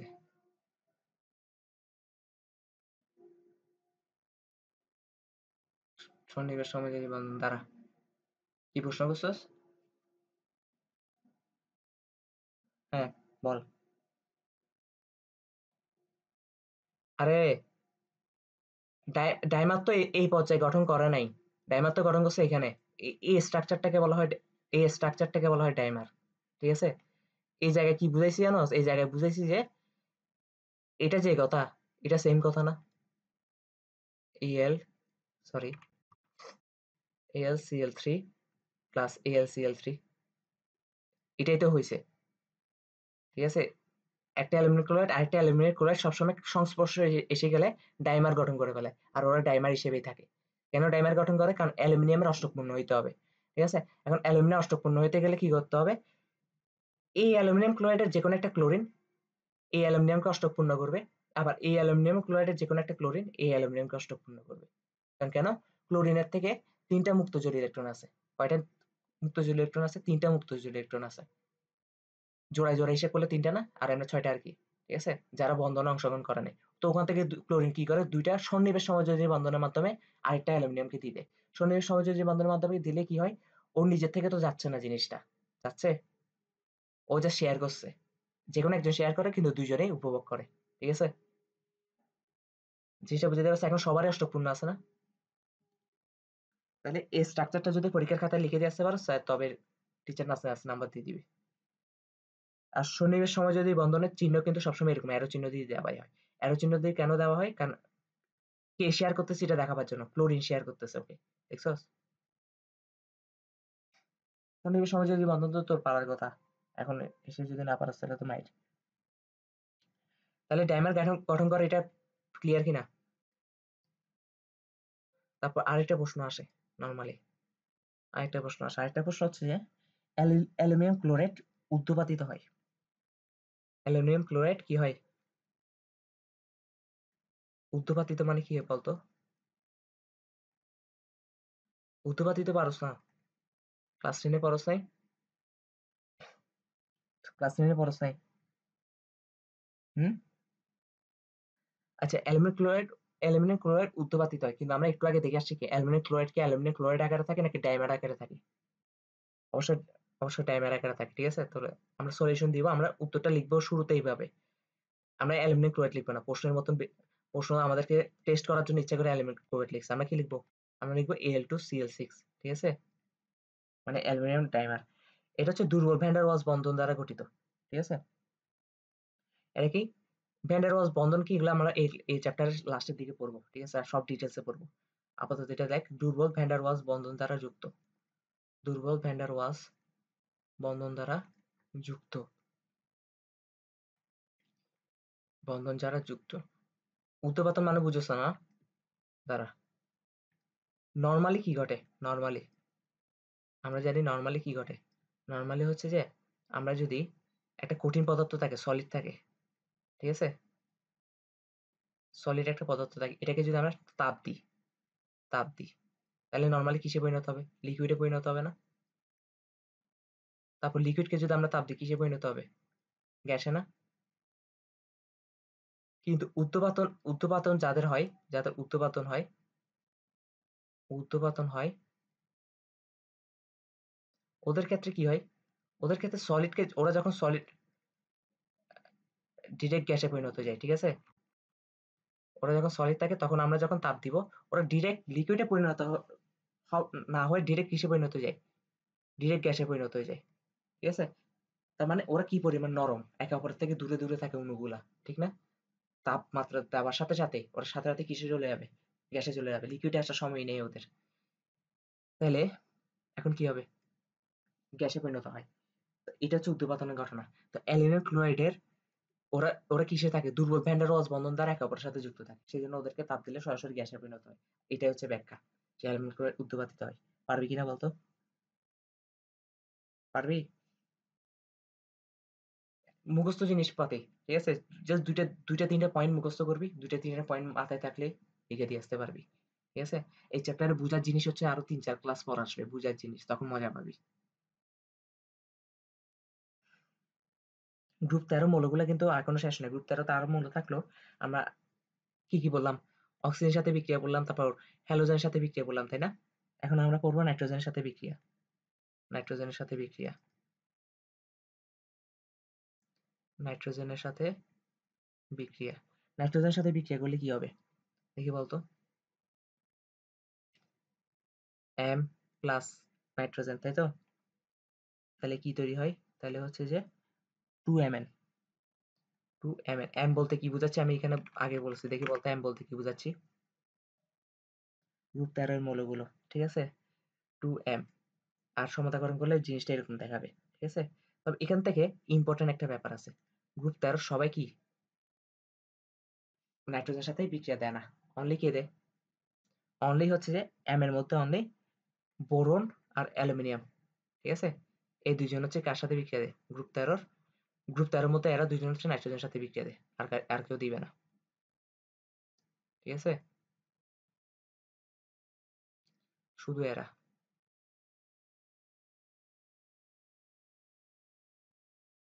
ওকে। তাহলে আমি অ্যালুমিনিয়াম দিয়ে একটা উদাহরণ দিয়ে দিই। তাহলে 2 অ্যালুমিনিয়াম হবে প্লাস নাইট্রোজেন হবে। জেনারেল বিক্রিয়াটা যেহেতু লিখে ফেলছি তাহলে আমরা জাস্ট স্ট্রাকচারটা বসাতে থাকি। 2 অ্যালুমিনিয়াম নাইট্রেট। ঠিক আছে? বুঝছস কিনা? আচ্ছা, এখান থেকে একটা প্রশ্ন আসে। বোরন নাইট্রেট হচ্ছে যে ইনঅর্গানিক গ্রাফাইট। ঠিক আছে? কোয়েশ্চেন। আমি কিন্তু সবই সলভ করে দিচ্ছি। জিনিসটা দেখছস তো? জাস্ট যে প্রশ্নগুলো আসতে পারে এখানে অনেক বড় চ্যাপ্টারকে অনেক শর্ট করা হয়েছে। হ্যাঁ? বোরন নাইট্রেটকে কি করা হয়? ইনঅর্গানিক গ্রাফাইট বলা হয় কেন? ইনঅর্গানিক ইনঅর্গানিক মানে কি? অজৈব। ঠিক আছে? গ্রাফাইট বলা হয় কেন?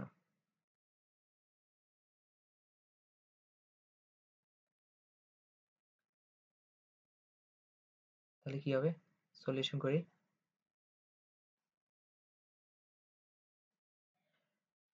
প্রথমে আমাদের বিক্রিয়াটা দেখাইতে হবে। ঠিক আছে? তো বিক্রিয়াটা আমরা জেনারেল স্ট্রাকচার থেকে বিক্রিয়াটা দেখিয়ে দিতে পারি না? 2 বোরন হবে প্লাস নাইট্রোজেন হবে। আল্টিমেটলি কি হবে? 2 বোরন নাইট্রেট তৈরি হবে না? এখন 2 বোরন নাইট্রেটটা ইনঅর্গানিক গ্রাফাইট কেন? প্রশ্ন হচ্ছে এটা। এটা একটা ইনঅর্গানিক গ্রাফাইট। এভাবে না দিয়ে এটাকে বলা হয় ইনঅর্গানিক গ্রাফাইট। গ্রাফাইট। এখন প্রশ্ন হচ্ছে হোয়াই? বিকজ গ্রাফাইটের সংকেত, ঠিক আছে? গ্রাফাইটের সংকেতের সাথে ওদের একটা স্ট্রাকচার মিল পাওয়া যায়। হ্যাঁ?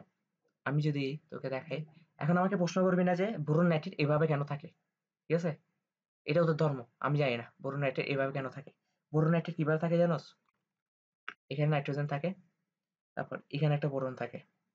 তারপর হচ্ছে যে এখানে একটা বোরন থাকে, এখানে একটা নাইট্রোজেন থাকে। এখানে একটা বোরন থাকে, এখানে একটা নাইট্রোজেন থাকে। ঠিক আছে? এখানে ডাবল বন্ড থাকে, এখানে কি থাকে? সিঙ্গেল বন্ড থাকে। তারপর এখানে এরকম একটা, তারপর এখানে ডাবল বন্ড, একবার ডাবল বন্ড, একবার সিঙ্গেল বন্ড। ঠিক আছে? Double bond. বোরন নাইট্রেট এভাবে থাকে। এখন কেন এভাবে থাকে এটারা জানে। ঠিক আছে? এই প্রশ্ন আমারে করে লাভ নাই। তাইলে এখন দেখ, স্ট্রাকচারটা অনেকটা ষড়ভুজ আকৃতির না, বেঞ্জিনের মতন, ঠিক আছে? প্রথম কথা হচ্ছে ষড়ভুজ আকৃতির, ষড়ভুজ আকৃতির। আর সব মজার ব্যাপার হচ্ছে গ্রাফাইটের গঠনটা অনেকটা ষড়ভুজ আকৃতির মতন হয়, ঠিক আছে? গ্রাফাইটের গঠনও এমন। এটা হচ্ছে 1 নাম্বার রিজন। তার মানে গ্রাফাইটের সাথে একটা ধর্ম মিল পাইছি না? তারপর হচ্ছে যে 2 নাম্বার হচ্ছে যে গ্রাফাইটে কার্বনে sp2 সংকরিত হয়। সংকরায়ন তো পড়াবো এই চ্যাপ্টারের লাস্টে, ঠিক আছে? গ্রাফাইটে কার্বনে কি হয়? কার্বনে sp2 সংকরায়ন হয়। sp2 সংকরায়ন হয়। আর বোরন নাইট্রেটে বোরন আর নাইট্রোজেনও কি হয়? sp2 সংকরায়ন হয়। তার মানে গ্রাফাইটের সাথে আরেকটা জিনিস মিল পেয়েছি না? তারপর 3 নাম্বার পয়েন্ট হচ্ছে গ্রাফাইটে কার্বন কার্বন বন্ধন দৈর্ঘ্য হচ্ছে 0.142 ন্যানোমিটার। গ্রাফাইটে গ্রাফাইটে কার্বন কার্বন বন্ধন দূরত্ব, বন্ধন দূরত্ব তো মানে বুঝাস, এই যে কার্বনের সাথে আরেকটা কার্বন যুক্ত হয়েছে এই বন্ধন দূরত্বটা, ঠিক আছে? গ্রাফাইটে কার্বন কার্বন বন্ধন দূরত্ব কত? বন্ধন দূরত্ব হচ্ছে 0.142 ন্যানোমিটার, 142 ন্যানোমিটার। আর বোরন নাইট্রেটে যে বোরন আর নাইট্রোজেনের মধ্যে যে বন্ধন আছে এটার বন্ধন দূরত্ব কত বলতো? 0.15145 ন্যানোমিটার। অনেকটা কাছাকাছি না? তো গ্রাফাইটের এই 3টা ধর্ম বোরন নাইট্রেটের ভিতরেও আছে, তাই বোরন নাইট্রেটকে অজৈব গ্রাফাইট বলা হয়। তাহলে আনসার করতে পারবো কিনা বলতো? পারবো শিওর? ওকে, কনফিডেন্স পাচ্ছি না কেন ভয়েসে? ওকে, তাহলে গ্রুপ 13 গেছে গা, গ্রুপ 13 শেষ। এখন হচ্ছে গ্রুপ 14। এখন এখন কি? গ্রুপ 14 এর মৌলসমূহ।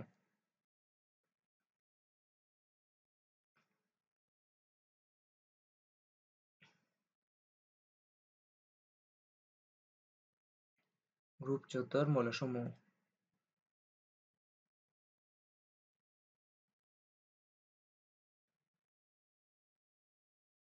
আচ্ছা, গ্রুপ 14 এর মৌলগুলা কি কি? প্রথম কথা হচ্ছে গ্রুপ 14 এর মৌলগুলা কি কি? হ্যাঁ, এটা কি আমরা জানি? গ্রুপ 14, গ্রুপ 14 এর মধ্যে পড়তেছে কার্বন, তারপর পড়তেছে কে? সিলিকন, তারপর কি করতেছে? জার্মেনিয়াম পড়তেছে, তারপর কি পড়তেছে দেখি বলতো? টিন, টিন, তারপর হচ্ছে লেড। এরা হচ্ছে গ্রুপ 14 এর মৌলগুলা। ওকে, তাহলে গ্রুপ 14 এর মৌলগুলো প্রথম শুরু হবে অক্সিজেনের সাথে বিক্রিয়া করলে কি হয়? Same same. গ্রুপ 13 তে যা যা ধর্মগুলো পড়ে আসছে গ্রুপ 14 এর মধ্যে এগুলো করবো, ঠিক আছে? অক্সিজেনের সাথে বিক্রিয়া করলে ওরা ওরা কেমন রিঅ্যাকশন করে? অক্সিজেনের সাথে বিক্রিয়া। আচ্ছা, প্রথম কথা আগে স্ট্রাকচারটা তার করে দিই। M প্লাস O2 কি হবে? MO2। এটা তোর পারা উচিত। গ্রুপ 14 এর মধ্যে কার্বন আছে না? Carbon die oxide, silicon die oxide, carbon তো একটা বিখ্যাত যৌগ। তাহলে এটা তো সবাই পারার কথা, তাই না? তাহলে আমি গ্রুপ 14 এর মৌলগুলার ইয়াগুলা লিখি, যে অক্সাইড যৌগগুলা লিখি। Carbon die oxide, silicon die oxide, ঠিক আছে? তারপর হচ্ছে যে জার্মেনিয়াম ডাই অক্সাইড, তারপর হচ্ছে যে টিন ডাই অক্সাইড, ঠিক আছে? টিন ডাই অক্সাইড, তারপর হচ্ছে লেড লেড ডাই অক্সাইড। বুঝাইতে পারছি? এখানে আবার একটা জিনিস ঘটে। এখানে কি ঘটে? এখানে হচ্ছে যে উপর থেকে নিচে অম্লধর্মী হ্রাস পায়। উপর থেকে কি হ্রাস পায়? অম্লধর্মী হ্রাস পায়। কিন্তু অম্লধর্মী হ্রাস পায় মানে কিন্তু এই ক্ষেত্রে বলতে পারবো না খাদ্যনীর বৃদ্ধি পাচ্ছে। জিনিসটা কেন আমি বুঝাচ্ছি। এই ক্ষেত্রে শুধু অম্লধর্মী হ্রাস পাচ্ছে, হ্রাস পায়। কেন খাদ্যনীর বৃদ্ধি পায় এই কথা বলতে পারতেছি না, কারণ কারণ কার্বন ডাই অক্সাইড যেটা আছে আর সিলিকন ডাই অক্সাইড যেটা আছে এগুলো হচ্ছে পিওর অম্লধর্মী। এগুলো কি? পিওর অম্লধর্মী। তারপর জার্মেনিয়াম ডাই অক্সাইড আর শুধু জার্মেনিয়াম ডাই অক্সাইড যেটা আছে এটা হচ্ছে উভধর্মী। এটা কি? উভধর্মী। বাকি নিচের দুইটা যেটা আছে এগুলো হচ্ছে কি? সরি, অম্লধর্মীর পর উভধর্মী কেমনে আসে? অম্লধর্মীর পর আসবে যে কি মৃদু অম্লধর্মী, ঠিক আছে, মৃদু অম্লধর্মী। আর নিচে দুইটা কি হবে? উভধর্মী। কিন্তু ক্ষারে আসার কি চান্স পাইছে? তো ক্ষারে আসার যেহেতু চান্স পায়নি, তো এই ক্ষেত্রে আমরা বলতে পারবো যে ক্ষার ধর্ম হ্রাস বৃদ্ধি পাচ্ছে, শুধু অম্লধর্মী হ্রাস পাচ্ছে। প্রথমে একদম পিওর অম্লধর্ম ছিল, তারপর আস্তে আস্তে হালকা মৃদু অম্লধর্মী হয়েছে, তারপর উভধর্মী হয়েছে। তাহলে আমি একটু আগে একটা জিনিস বলে আসছিলাম যে কেমিস্ট্রিতে উভধর্মী কথাটা থাকলেই প্রশ্ন আসবে, ঠিক আছে? তো টিন ডাইঅক্সাইড বা লেড ডাইঅক্সাইড কেন উভধর্মী, এটা কিভাবে ব্যাখ্যা করবে আমাকে একটু বুঝায় বলতো।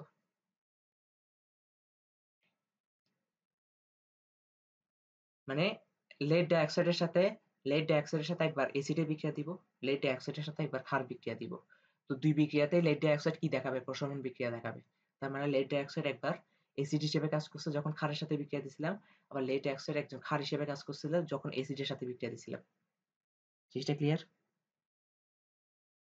আচ্ছা, এখন আমাদেরকে একটা প্রশ্ন আসে যে কার্বন ডাই অক্সাইড এসিড ব্যাখ্যা করো, ঠিক আছে? প্রশ্নটা হচ্ছে কার্বন ডাই অক্সাইড আর সিলিকন ডাই অক্সাইড এসিড ব্যাখ্যা করো। এটা অন্য কালার দিয়ে দিই। তাহলে প্রশ্নটা কি আসে দেখে আমাকে বলতো।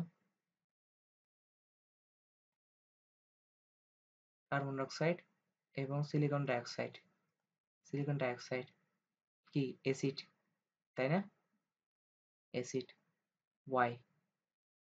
ওয়াই এটা হচ্ছে প্রশ্ন আসে। তো আমরা কি করবো, এটা অ্যাসিড যে এটা প্রমাণ করার জন্য আমাদের একটাই উপায় আছে না? ক্ষারের সাথে বিক্রিয়া করে যদি লবণ আর পানি উৎপন্ন করে তার মানে সে অবশ্যই অ্যাসিড। জিনিসটা বুঝতে পারছি? কার্বন ডাই অক্সাইড প্লাস কি ক্ষার, ক্ষার হিসেবে কাকে নিব? সোডিয়াম হাইড্রোক্সাইডকে নিই। তাহলে কি তৈরি হবে? তাহলে হবে সোডিয়াম কার্বনেট প্লাস পানি। আর সোডিয়াম কার্বনেট একটা লবণ, ঠিক আছে, প্লাস পানি। তারপর এখানে সমতাকরণ করলে এখানে 2 লাগাই দিতে হবে আরকি। এটা 2। আচ্ছা। তাহলে 2 নাম্বার বিক্রিয়া কি লেখা যায়? সিলিকন ডাইঅক্সাইড প্লাস, ঠিক সেম ভাবে লিখতে পারি না? হাইড্রোক্সাইড তাহলে কি হবে? সোডিয়াম সিলিকেট, সোডিয়াম SiO3 এটাকে বলা হয় সোডিয়াম সিলিকেট, ঠিক আছে? এটাও কি পানি। এখানে Na2 হবে, ঠিক আছে? প্লাস পানি, প্লাস পানি। তাহলে এটাকে কি বলা হচ্ছে? এটাকে বলা হচ্ছে সোডিয়াম সিলিকেট। এটাকে বলা হচ্ছে sodium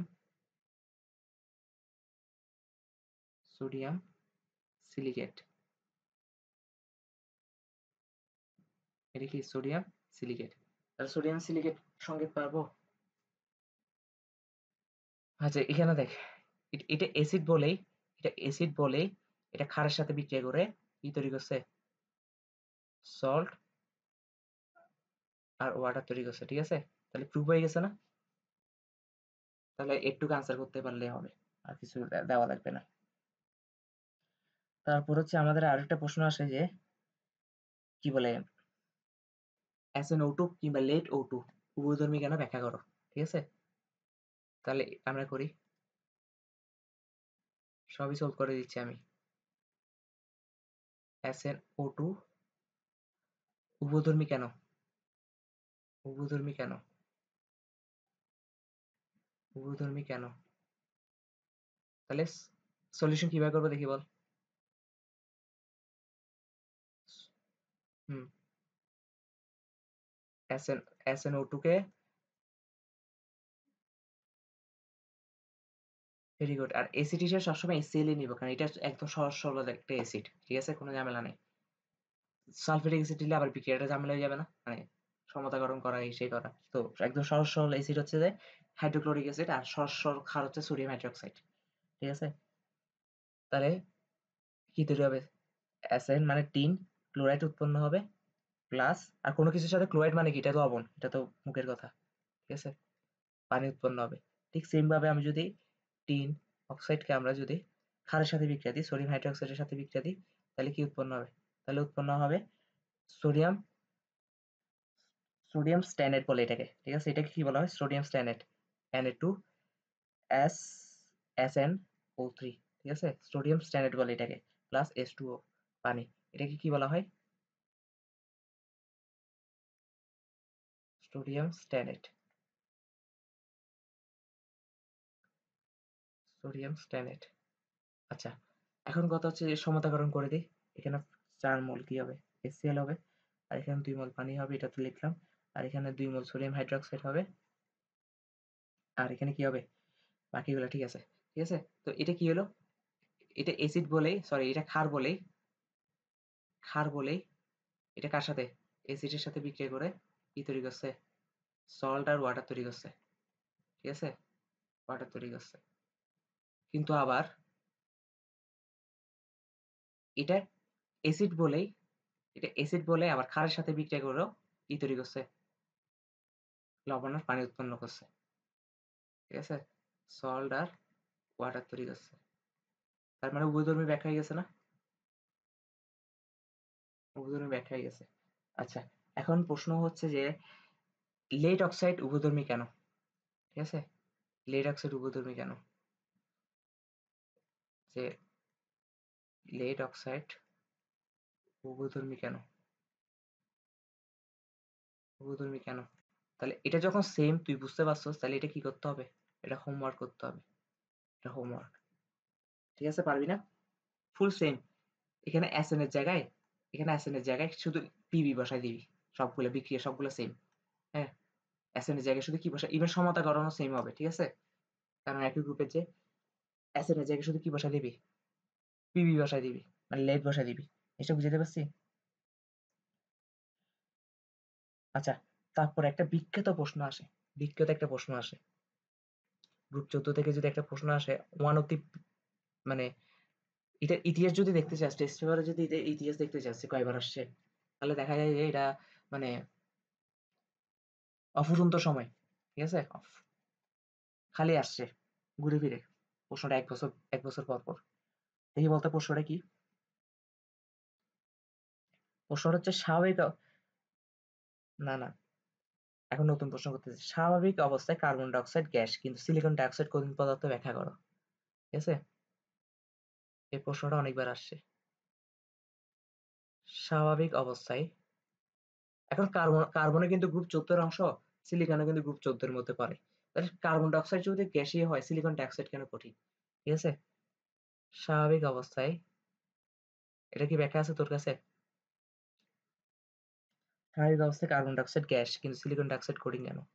carbon die oxide gas, কিন্তু সিলিকন ডাই অক্সাইড কঠিন কেন? সিলিকন ডাই অক্সাইড কঠিন কেন? কঠিন কেন? এটা হচ্ছে প্রশ্ন। তাহলে আমরা সলিউশন করি। ঠিক আছে?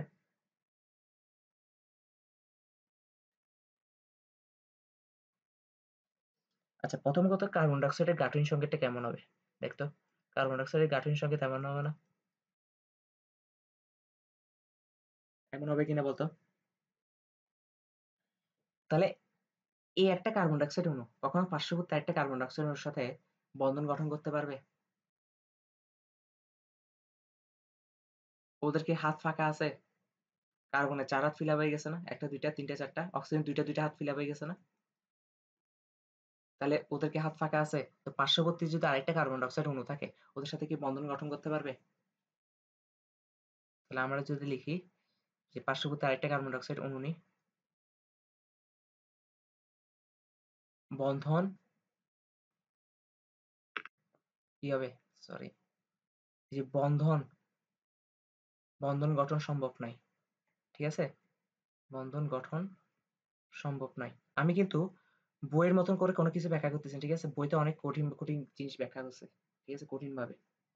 তো এগুলো পড়লে পাবনাতে যাওয়া লাগবে। কারণ লজিক অনেক প্রকার হইতে পারে। বইয়ের লজিকও ঠিক আছে। আমার লজিকও আবার ভুল ধরতে পারবে না। পারবে? পারবে না। ঠিক আছে? তাহলে বন্ধন গঠন সম্ভব নয়, এটা একটা রিজন। আরেকটা রিজন হচ্ছে যে এই একটা কার্বন ডাই অক্সাইড অণু, এই একটা কার্বন ডাই অক্সাইড অণু, এই যে এই একটা কার্বন ডাই অক্সাইড অণু আর এই একটা কার্বন ডাই অক্সাইডের অণুর মধ্যে একটা আকর্ষণ বল তো অবশ্যই কাজ করে। ঠিক আছে? দুনিয়ার পৃথিবীর সবকিছু একে অপরকে আকর্ষণ করে। করে না? ওই মহাকর্ষ অভিকর্ষ বল বুঝছস না? তাহলে অবশ্যই আকর্ষণ করবে। তো এই আকর্ষণ বলটা অনেকটা ভ্যান ডার ওয়ালস বল। ঠিক আছে? যদি আমি ভ্যান ডার ওয়ালস বল পরবর্তীতে পড়াবো। তবে এদের মধ্যে দুর্বল ভ্যান ডার ওয়ালস বন্ধন বিদ্যমান। ঠিক আছে? দুর্বল দুর্বল ভ্যান ডার ওয়ালস বন্ধন বিদ্যমান। দুর্বল ভ্যান ডার ওয়ালস বন্ধন বিদ্যমান।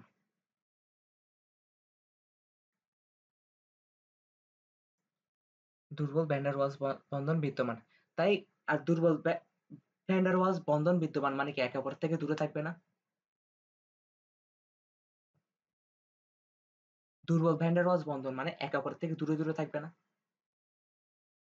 বন্ধন যত দৃঢ় হবে তত কাছাকাছি থাকবে। তো তোর সাথে যদি তোর মানে ওই যে বলে না কাপলদের মধ্যে যদি বন্ধন ভালো থাকে তাহলে থার্ড পারসন এসে কোনো সমস্যা সৃষ্টি করতে পারবে না। ওরা কাছাকাছি থাকবে। ঠিক আছে? বন্ধন যত বন্ধন যত দুর্বল তত এরা একে অপর থেকে দূরে চলে যেতে থাকবে। ঠিক আছে? আর লং ডিসট্যান্স, শর্ট ডিসট্যান্স বলে কিছু থাকে না। বন্ধন স্ট্রং হইলে শর্ট ডিসট্যান্স, লং ডিসট্যান্স ২ টাই কাজে লাগবে। ঠিক আছে? আর যদি বন্ধন দুর্বল হলে বলতেছি, বন্ধন শক্তিশালী হইলে ২ টাই কাজে লাগবে। ঠিক আছে? আর বন্ধন দুর্বল হলে কি হবে? লং ডিসট্যান্স হইলেই দূরে চলে যাবে। জিনিসটা বুঝাতে পারছি? তো একে অপরের থেকে দূরে থাকলে এরা কি কখনো কঠিন পদার্থ তৈরি করতে পারবে? কারণ কঠিন পদার্থের অণুগুলা কি একে অপরের সাথে কাছাকাছি থাকে না? আর গ্যাসীয় পদার্থের অণুগুলো একে অপর থেকে দূরে থাকে। তাহলে কার্বন ডাই অক্সাইড সেজন্য গ্যাসীয়। কিন্তু এখন প্রশ্ন হচ্ছে সিলিকন ডাই অক্সাইড কেন তাহলে কঠিন? প্রশ্ন এখানে। ঠিক আছে? তো একটা পারলে আরেকটা পারবি না কেন? উল্টাটা নিশ্চয়ই সিলিকন ডাই অক্সাইডে নিশ্চয়ই বন্ধন করা না আর carbon die oxide silicon die অক্সাইডের নিশ্চয়ই হাত ফাঁকা আছে। ঠিক আছে? পাশাপাশি আরেকটা সিলিকন ডাই অক্সাইডের সাথে বন্ধন গঠন করার জন্য। ঠিক আছে? যদি দেখি আচ্ছা দৈত্যাকার অণু। সিলিকন ডাই অক্সাইড হচ্ছে কি জানো? সিলিকন ডাই অক্সাইড হচ্ছে যে দৈত্যাকার অণু গঠন করে। হ্যাঁ? এটাকে এভাবে লেখে। এই যে এটা একটা সিলিকন ডাই অক্সাইড না? তার মানে n সংখ্যক সিলিকন ডাই অক্সাইড মিলে একটা কি তৈরি করবে? পলিমার তৈরি করবে। কি তৈরি করবে? পলিমার তৈরি করে। আর পলিমারটাকে মাঝে জায়ান্ট মলিকিউল বলে। কি বলা হয়? Giant molecule. দেখলেই বুঝবি। বা এটাকে দৈত্যাকার অণুও বলে। ঠিক আছে? আমি যখন এঁকে দেখাবো তখন বুঝে যাবি জিনিসটা। ঠিক আছে? দৈত্যাকার অণুও বলে। এখন দৈত্যাকার অণু কেন ক্রিয়েট করে? ঠিক আছে? তো পরীক্ষায় একটা চিত্র এঁকে দিয়ে আসতে হবে। তাই চিত্রটা আঁকার সিস্টেমটা তুই দেখে নে। কি করবো জানো? এখানে একটা সিলিকন দিব। এদিকে একটা সিলিকন দিব, এদিকে একটা সিলিকন দিব। ঠিক আছে? এভাবে করে ৯ টা সিলিকন দিব। একটু পর্যন্ত বুঝছস কিনা বল? কারণ চিত্রটা আঁকতে জানতে হবে। হ্যাঁ, চিত্রটা আঁকতে জানতে হবে। কারণ চিত্রটা বাইরে থেকে দেখতে যত সহজ কিন্তু নিজে আঁকতে গেলে একটু কঠিন লাগে। আমি আমি বাইরে থেকে দেখে ভাবছিলাম ধুর এটা তো পারবো। কিন্তু পরীক্ষার হলে বসে দেখি যে আঁকতে পারতেছি না। সুন্দর করে মিলাতে পারতেছিলাম না। ঠিক আছে? তাহলে ৯ টা সিলিকন এভাবে দিব। প্রতিটা সিলিকনের সাথে আরেকটা সিলিকন অক্সিজেন দ্বারা যুক্ত থাকবে। তাহলে অক্সিজেন ২ হাত পূর্ণ হইছে না? তো প্রতিটা সিলিকনের সাথে আরেকটা সিলিকন অবশ্যই অক্সিজেন দ্বারা যুক্ত থাকতে হবে। তার মানে এটার সাথেও এভাবে যুক্ত থাকতে হবে। জিনিসটা বুঝাতে পারছি?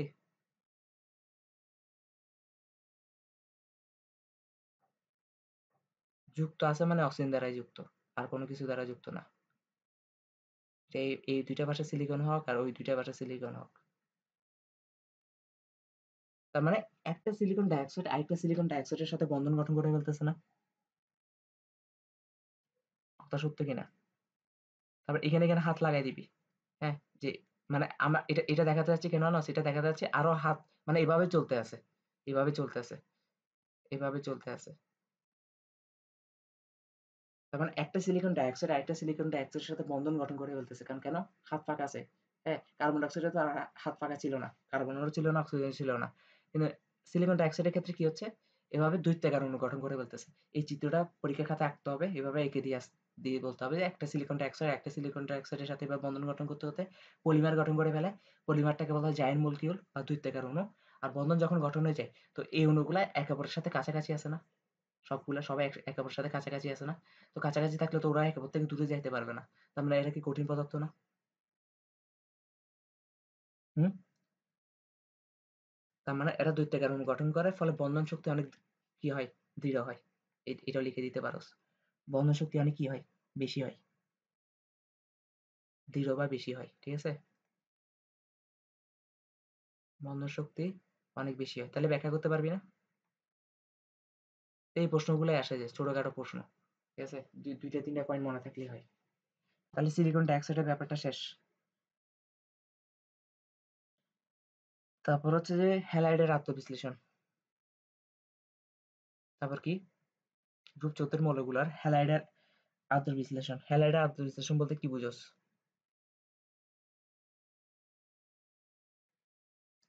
হ্যালোজেন প্রথমত হ্যালোজেনের সাথে বিক্রিয়া করে হ্যালাইড তৈরি করবে। ওই হ্যালাইড এরপর হচ্ছে হ্যালাইডের সাথে আমরা পানি বিক্রিয়া দিব। ঠিক আছে? হ্যালাইডের আত্মবিশ্লেষণ।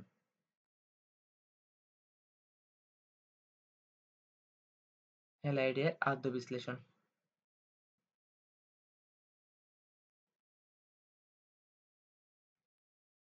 হ্যালাইডের আত্মবিশ্লেষণ। আচ্ছা। প্রথম কথা গ্রুপ 14 এর হ্যালাইড গুলা লিখে ফেলি। CCl4, ঠিক আছে? Carbon tetrachloride. তারপর হচ্ছে সিলিকন টেট্রাক্লোরাইড। হুম? কারণ কার্বন, সিলিকন এগুলো তো পড়ে আসছি, তাই না?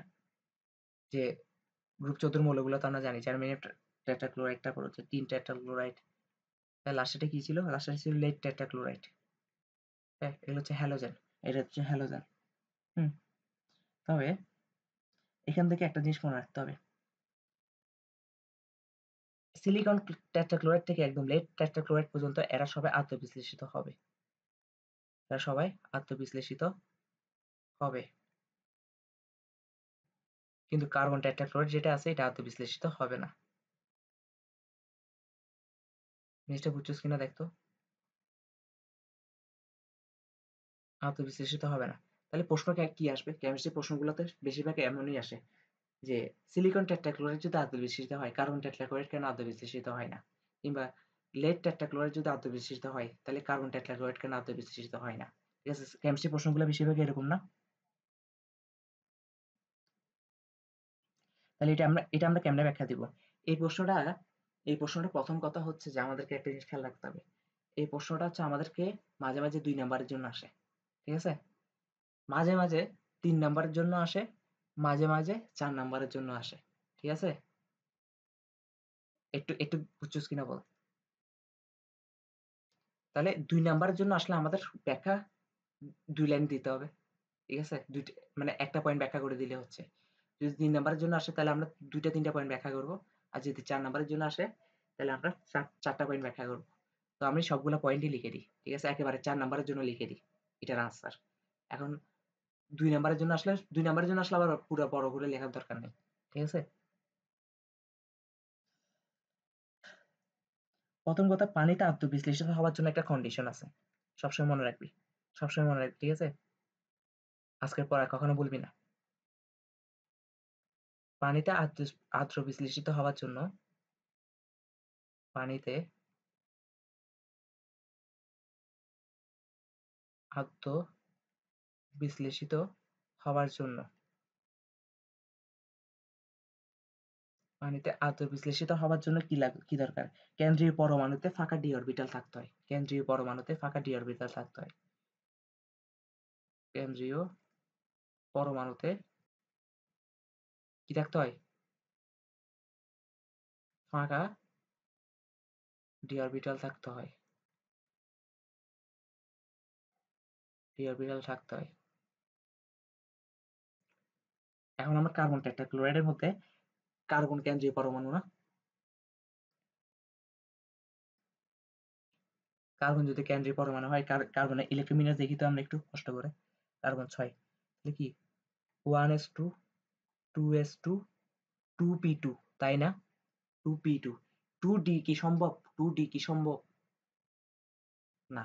তাহলে মানে কি এখানে কি কোনো ফাঁকা ডি অরবিটাল আছে? নাই। তার মানে এখানে কি নাই? এখানে কোনো ডি অরবিটাল নাই। ঠিক আছে?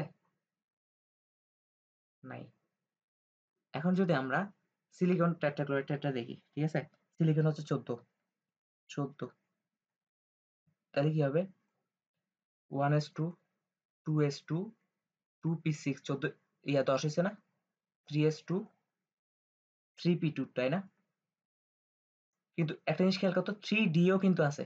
3d হচ্ছে 0, তাই না? 3d 0, তার মানে এখানে ফাঁকা অরবিটাল আছে না? ফাঁকা অরবিটাল আছে কিনা বল? আর ফাঁকা অরবিটাল থাকলে তবে আত্মবিশ্লেষিত হবে। তার মানে সিলিকনের আছে সেজন্য সিলিকন হয়, কার্বনের নাই সেজন্য হয় না। জিনিসটা বুঝতে পারছি? এটা হচ্ছে একটা পয়েন্ট গেছে। তার মানে ২ নাম্বারের জন্য আসলে এটুক দেখাই দিলে হবে। ঠিক আছে? ২ নাম্বারের জন্য আসলে এটুক দেখাই দিলে হবে ফাঁকা ডি অরবিটাল। ফাঁকা ডি অরবিটাল আছে। আচ্ছা। এখন কথা হচ্ছে যে যদি ৩ নাম্বারের জন্য আসে তখন আমাদেরকে কি দেখাইতে হবে? ফাঁকা ডি অরবিটাল থাকলে কেন আত্মবিশ্লেষিত হয়? ঠিক আছে? ফাঁকা ডি অরবিটাল এমন কি আছে? ঠিক আছে? ৩ নাম্বারের জন্য আসলে কি করতে হবে? ৩ নাম্বারের জন্য আসলে আমরা হালকা করে বিক্রিয়াটা দেখাই দিব। কি দেখাই দিব? বলতো? এটা কথা বলছ না কেন? বিক্রিয়াটা দেখাই দিব। হ্যাঁ, শুনতেছস? আচ্ছা আচ্ছা, সিলিকন টেট্রাক্লোরাইড কে ৪ মোল পানির সাথে বিক্রিয়া দিব। কয় মোল পানির সাথে বিক্রিয়া দেওয়া লাগে? দেখি বলতো? ৪ মোল পানির সাথে বিক্রিয়া দেওয়া লাগে। আর পানিটাকে এভাবে লিখিস। এভাবে লিখিস। পানিটাকে এভাবে লিখিস। এভাবে লেখার একটা কারণ আছে। ঠিক আছে? এভাবে লিখবি। তাহলে কি হচ্ছে? তাহলে সিলিকন হাইড্রক্সাইড তৈরি হচ্ছে না? Silicon hydroxide plus 4HCl। ঠিক আছে? তাহলে আদ্র বিশ্লেষিত হয়েছে কিনা বল? পানির সাথে বিক্রিয়া করতে পারলে তো আদ্র বিশ্লেষিত হয়। তারপর আমরা কি করব? সুন্দর করে কার্বন টেট্রাক্লোরাইডের ক্লোরাইডের বিক্রিয়া দেখাই দিব। ঠিক আছে? কার্বন টেট্রাক্লোরাইডের বিক্রিয়া দেখাই দিলে আমরা কি দেখিয়ে দিব? No reaction. No reaction. তাহলে এখন পাইলি কত? ৩ পাই গেছস, তাই না? ৩ পাইছস। এখন ৪ নাম্বার হচ্ছে যে একটু গাঠনিক সংকেত দেখাই দিব। যে সিলিকন টেট্রাক্লোরাইডের সাথে পানির বিক্রিয়াটা কিভাবে হচ্ছে। ঠিক আছে? একটু ব্যাখ্যা করে দিব। এটার জন্য অন্য পৃষ্ঠায় যাই। প্রথম কথা সিলিকন টেট্রাক্লোরাইডের সংকেত কিরকম? এরকম না? গাঠনিক সংকেতটা এরকম না? দেখ তো। আচ্ছা, সিলিকনের ৪ হাত। কেন ৪ হাত? কার্বনের যদি ৪ হাত থাকে সিলিকনেরও তো ৪ হাত থাকবে। কারণ এ কারণ এগুলো একই গ্রুপের না? গ্রুপ ১৪ না? আচ্ছা, পানির সাথে বিক্রিয়াটা কিভাবে হয়? পানির সাথে বিক্রিয়াটা হচ্ছে এভাবে দিবি। অক্সিজেন এভাবে দিবি, হাইড্রোজেন এভাবে দিবি। ঠিক আছে? এভাবে দিবি। অক্সিজেনে কিন্তু এখানে ২ টা মুক্ত জোড় ইলেকট্রন থাকে। এটা কি জানোস? অক্সিজেন ২ টা মুক্ত জোড় ইলেকট্রন থাকে। পানির মধ্যে পানির মধ্যে অক্সিজেনের ২ টা মুক্ত জোড় ইলেকট্রন থাকে। হ্যাঁ? এগুলো আরো ব্যাখ্যা হবে। তার ব্যাখ্যা ২ টা কেন থাকে? কারণ হচ্ছে দেখ অক্সিজেনের ইলেকট্রন বিন্যাস কত? অক্সিজেন কত? ৮ না? ৮ নাকি? তুই বল। তো ৮ এর মধ্যে শেষ শেষ কক্ষপথ আছে কয়টা? ৬ টা না? ১ টা ২ টা ৩ টা ৪ টা ৫ টা ৬ টা। এই ৬ টার মধ্যে যেকোনো একটা কার সাথে দিয়ে দে। সরি, যেকোনো একটা বলতেছি। ৬ টার মধ্যে আর দরকার কয়টা? ৮ টা দরকার না? আর কয়টা দরকার?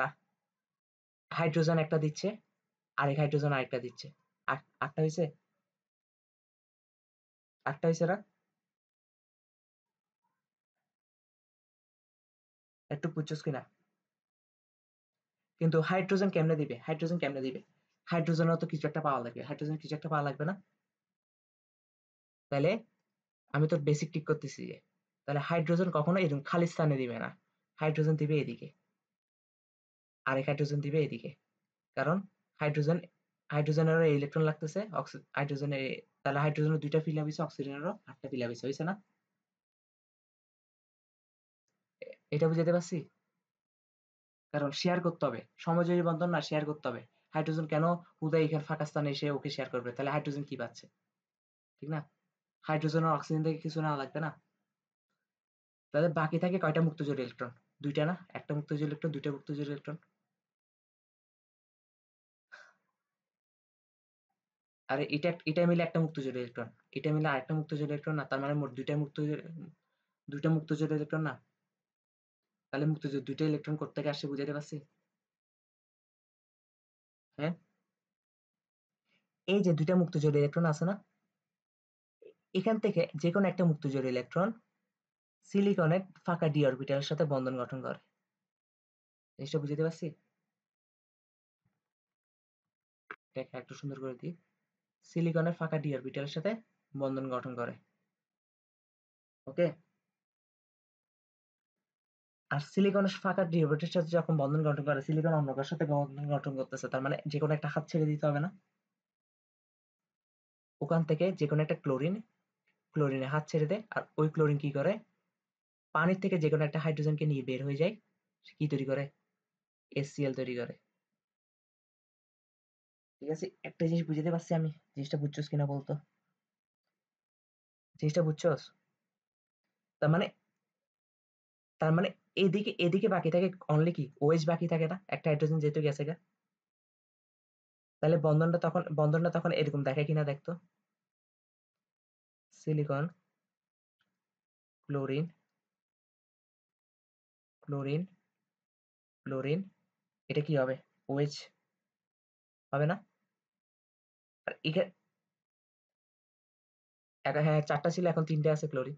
আমি স্ট্রাকচারটা সুন্দর করে লিখছি আরকি জাস্ট বুঝার সুবিধার্থে। ঠিক আছে? তাইলে এখন দেখতো, আর এখানে চিহ্ন অবশ্যই এটা দিতে হবে। চিহ্ন অবশ্যই এটা দিতে হবে। কেন এটা দিতে হবে? কারণ সন্নিবেশ সমযোজী বন্ধন গঠন করে। এই যে অক্সিজেনের ২ টা মুক্ত জলীয় ইলেকট্রন ফাঁকা ডি অরবিটাল সিলিকনে দিচ্ছে, ওইটা সন্নিবেশ সমযোজী বন্ধন। ঠিক আছে? কারণ অক্সিজেন থেকে যদি ফাঁকা ২ টা ইলেকট্রন দিয়ে দেয় সিলিকনকে, তাহলে অক্সিজেনের তো আবার অষ্টক পুঞ্জ কমে যাচ্ছে। অক্সিজেনের তো কমা যাবে না। অক্সিজেন শেয়ার করবে, কিন্তু ২ জন উপভোগ করবে। ঠিক আছে? তাহলে একটা পানির সাথে বিক্রিয়া করে এরকম স্ট্রাকচার গঠন করছে। তার মানে একটা পানি একটা ক্লোরিনকে প্রতিস্থাপন করছে। তার মানে ৪ টা পানির দরকার হবে না, ৪ টা ক্লোরিনকে সরাই ফেলতে। সরাই ফেলতে। মানে একটা পানি একটা ক্লোরিনকে প্রতিস্থাপন করছে। তার মানে ৪ টা পানি ৪ টা ক্লোরিনকে প্রতিস্থাপন করবে। দেখ তো মিলছে কিনা? বিক্রিয়াটাতে দেখ তো, সিলিকন টেট্রাক্লোরাইডের সাথে আমরা ৪ মোল পানির বিক্রিয়া দিছি। মিলছে? সিলিকন হাইড্রোক্সাইড তৈরি হয়েছে প্লাস ৪ মোল তৈরি হয়েছে, হাইড্রোক্লোরিক অ্যাসিড তৈরি হয়েছে। জিনিসটা মিলছে কিনা বলতো?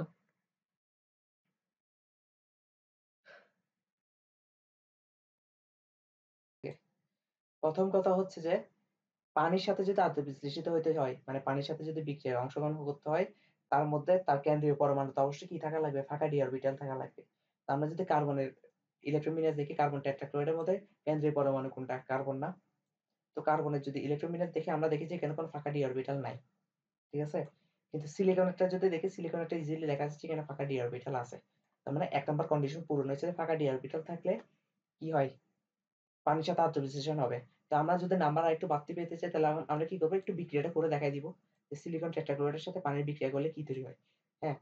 ৪ মোল পানি বিক্রিয়া করে সিলিকন টেট্রাক্লোরাইডের সাথে। ৪ মোল পানি, এই যে ৪ মোল পানি বিক্রিয়া করে, এটা কিন্তু খেয়াল রাখতে হবে। ঠিক আছে? কি তৈরি হবে? সিলিকন হাইড্রোক্সাইড তৈরি করবে। আর হচ্ছে যে ৪ মোল HCl তৈরি করবে।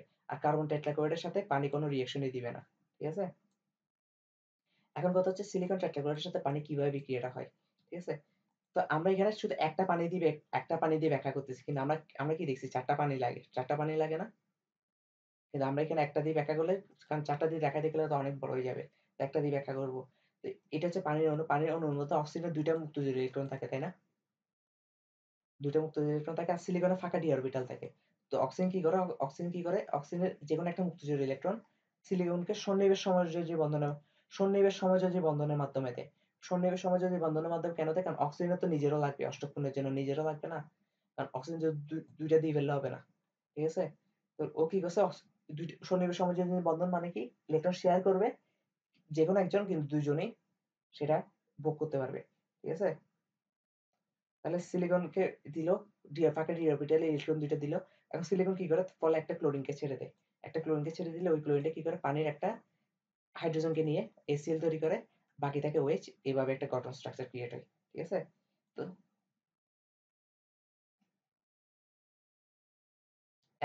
একটা ইলেকট্রন না, ২ টা ইলেকট্রন। আর এ আর যদি, হ্যাঁ, একটা মুক্তজোড়ী ইলেকট্রন আসবে ওর কাছে। পরে ক্লোরিনকে ছেড়ে দিবে, যেকোনো একটা ক্লোরিনকে ছেড়ে দিবে। আর ক্লোরিনটা কি করবে? যে পানির যেকোনো একটা হাইড্রোজেনকে নিয়ে HCl তৈরি করবে। ফলে এরকম একটা স্ট্রাকচার ক্রিয়েট হবে। OH এর সাথে এরকম সিলিকন। ঠিক আছে? তো আমি কি বলছিলাম? আমি বলছি ৪ মোল পানি লাগবে। এখানে জাস্ট ১ মোল পানি দিয়ে দেখাইছি। তার মানে চারপাশে ৪ টা এরকম OH ক্রিয়েট হবে না? যদি ৪ মোল পানি দিতাম? ওইটাই আরকি। ঠিক আছে? এ এভাবে হচ্ছে পানির সাথে হচ্ছে কি তৈরি হয়? পানির সাথে হচ্ছে যে আত্মবিশ্লেষণ হয়। কিন্তু কার্বন টেট্রাক্লোরাইড এর হয় না। ব্যাখ্যা করতে পারবি কিনা? ৩ নাম্বারের জন্য আসুক আর ৪ নাম্বারের জন্য আসুক, পারবি? তাহলে এই গেল হচ্ছে যে গ্রুপ 14। এখন আমরা যাবো কোথায়? গ্রুপ 15। গ্রুপ 15 এর রাসায়নিক ধর্ম। গ্রুপ 15 এর কি রাসায়নিক ধর্ম।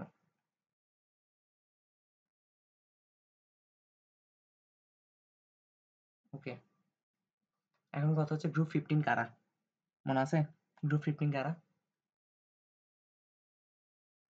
নাইট্রোজেন, ঠিক আছে, ফসফরাস, আর্সেনিক, ঠিক আছে, তারপর হচ্ছে অ্যান্টিমনি, অ্যান্টিমনি, তারপর হচ্ছে বিসমাথ, বিসমাথ, এরা হচ্ছে কি গ্রুপ 15। গ্রুপ 15, আচ্ছা গ্রুপ 15 কে একটা স্পেশাল নামে ডাকা হইতো, দেখি মনে আছে কিনা। নিক্টোজেন,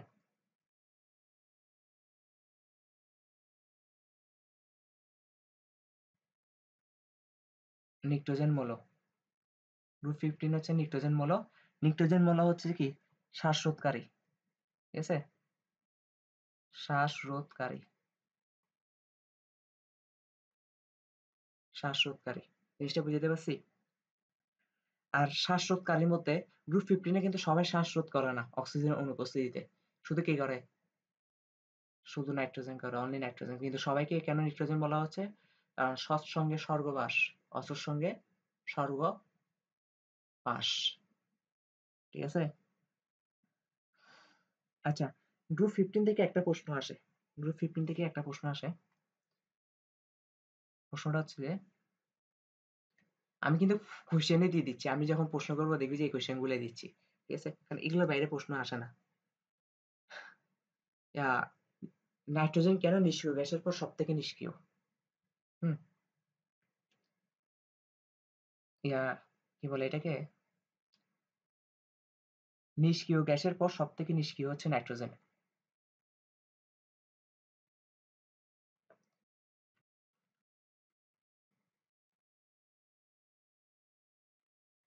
নিষ্ক্রিয়, আরে আজ হবে না দেখি, একা বুঝে যাচ্ছে না। নিষ্ক্রিয় গ্যাসের পর সব থেকে নিষ্ক্রিয় কে? নিষ্ক্রিয় মানে কি বিক্রিয়া অংশগ্রহণ করে না, রাজা, ঠিক আছে, সব থেকে নিষ্ক্রিয় হচ্ছে যে নাইট্রোজেন। আর প্রশ্ন হচ্ছে যে ওয়াই, ঠিক আছে। তো এটার ব্যাখ্যা কিভাবে দিব, এটার ব্যাখ্যা হচ্ছে যে সলিউশন যদি করি, এটার ব্যাখ্যা হচ্ছে যে নাইট্রোজেন N2, নাইট্রোজেন অবশ্যই দ্বিপারমাণবিক অণু, তাই না? তো নাইট্রোজেন কিভাবে থাকবে, এভাবে থাকবে না, ট্রিপল বন্ড এভাবে থাকবে না। তো প্রথম কথা, এখানে 3টা বন্ড আছে, তার মানে একটা নাইট্রোজেন থেকে একটা নাইট্রোজেনকে ছুটাইতে প্রচুর পরিমাণ শক্তি লাগবে না? প্রচুর পরিমাণ শক্তি লাগবে নাকি? কারণ একটা সিঙ্গেল বন্ড নাইট্রোজেনকে ধরে রাখে, কিন্তু এখানে আছে বন্ড কয়টা, 3টা, ঠিক আছে। তো 3টে সিঙ্গেল বন্ড ভাঙতে অনেক কষ্ট হবে না? তো নাইট্রোজেন কি অন্য কারোর সাথে বিক্রিয়া করতে পারবে? তার মানে প্রথম কথা হচ্ছে ত্রিবন্ধন আছে তাই, ঠিক আছে, ত্রিবন্ধন আছে। হুম, একটা নাইট, আচ্ছা তুই তোর হাতের বাম হাতের একটা আঙ্গুল দিয়ে ডান হাতের একটা আঙ্গুলকে ধর, ঠিক আছে, ধরছস? এখন আমি মাঝখান দিয়ে তোর 2 হাতে টান দিলে ছুটে যাবে না? এবার 2 আঙ্গুল দিয়ে ধর, বাম হাতের 2 আঙ্গুল আর ডান হাতের 2 আঙ্গুল দিয়ে ধর, বন্ধন তৈরি কর। আমার ছুটাতে একটু কষ্ট হবে না আগের তুলনায়? এবার 3 আঙ্গুল দিয়ে ধর, আমার ছুটাতে আরেকটু কষ্ট হবে না? তাহলে নাইট্রোজেন 3 হাত দিয়ে নাইট্রোজেনকে ধরে রাখছে, তাহলে এটা একে অপর থেকে ছুটাইতে অনেক কষ্ট হবে না? তোরা না ছুটলে বন্ধনে অংশগ্রহণ করবে কেমনে? ওরা তো N2 আকারে থেকে যাবে, বুঝিস নাই? তারপর হচ্ছে একে তো ত্রিবন্ধন আছে, 2 আবার হচ্ছে যে ওদের সিঙ্গেল বন্ড অনেক শক্তিশালী, ঠিক আছে, ওদের সিঙ্গেল বন্ড অনেক শক্তিশালী। এই যে নাইট্রোজেন নাইট্রোজেনে ইয়ার বন্ধন বিয়োজন শক্তি, মানে একটা বন্ধন ভাঙতে গেলে কত পরিমাণ শক্তি লাগে। বন্ধন বিয়োজন শক্তি হচ্ছে যে, বন্ধন বিয়োজন শক্তি হচ্ছে কত, 945 কিলোজুল পার মোল, ঠিক আছে, 945 কিলোজুল পার মোল। হুম, তারপর হচ্ছে আরেকটা পয়েন্ট দিতে পারো বন্ধন দূরত্ব। বন্ধন দূরত্ব মানে হচ্ছে একটা বন্ধনের দূরত্ব কতটুক, ঠিক আছে? এখান থেকে একটু কতটুক দূরত্ব একটা নাইট্রোজেন থেকে আরেকটা নাইট্রোজেনের। এর বন্ধন দূরত্বটা অনেক কম, অনেক কম, কাছাকাছি থাকে। তাহলে এদেরকে ভাঙা অনেক কঠিন, ঠিক আছে? 0.1098 ন্যানোমিটার। তাহলে এই 3টা পয়েন্ট লিখে দিয়ে আসতে পারলে পরীক্ষার নাম্বার। পারবি কিনা? পারবি না? তাহলে গেলে এটা একটা ধর্ম। এবার হচ্ছে যে হ্যালাইড গঠন, হ্যালাইড গঠন, হ্যালাইড গঠন।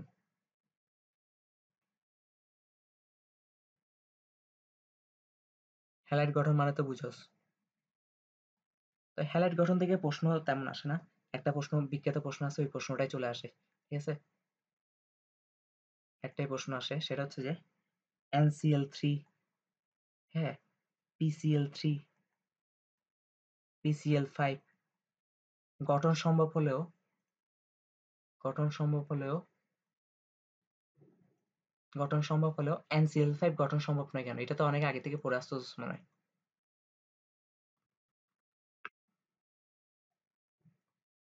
গঠন সম্ভব নয়, BCl5 ব্যাখ্যা করতে পারলে ওইটা তো পারবি। NCl5 গঠন সম্ভব নয় কেন? তাহলে এটার আনসার কি? এটার আনসার হচ্ছে সলিউশন।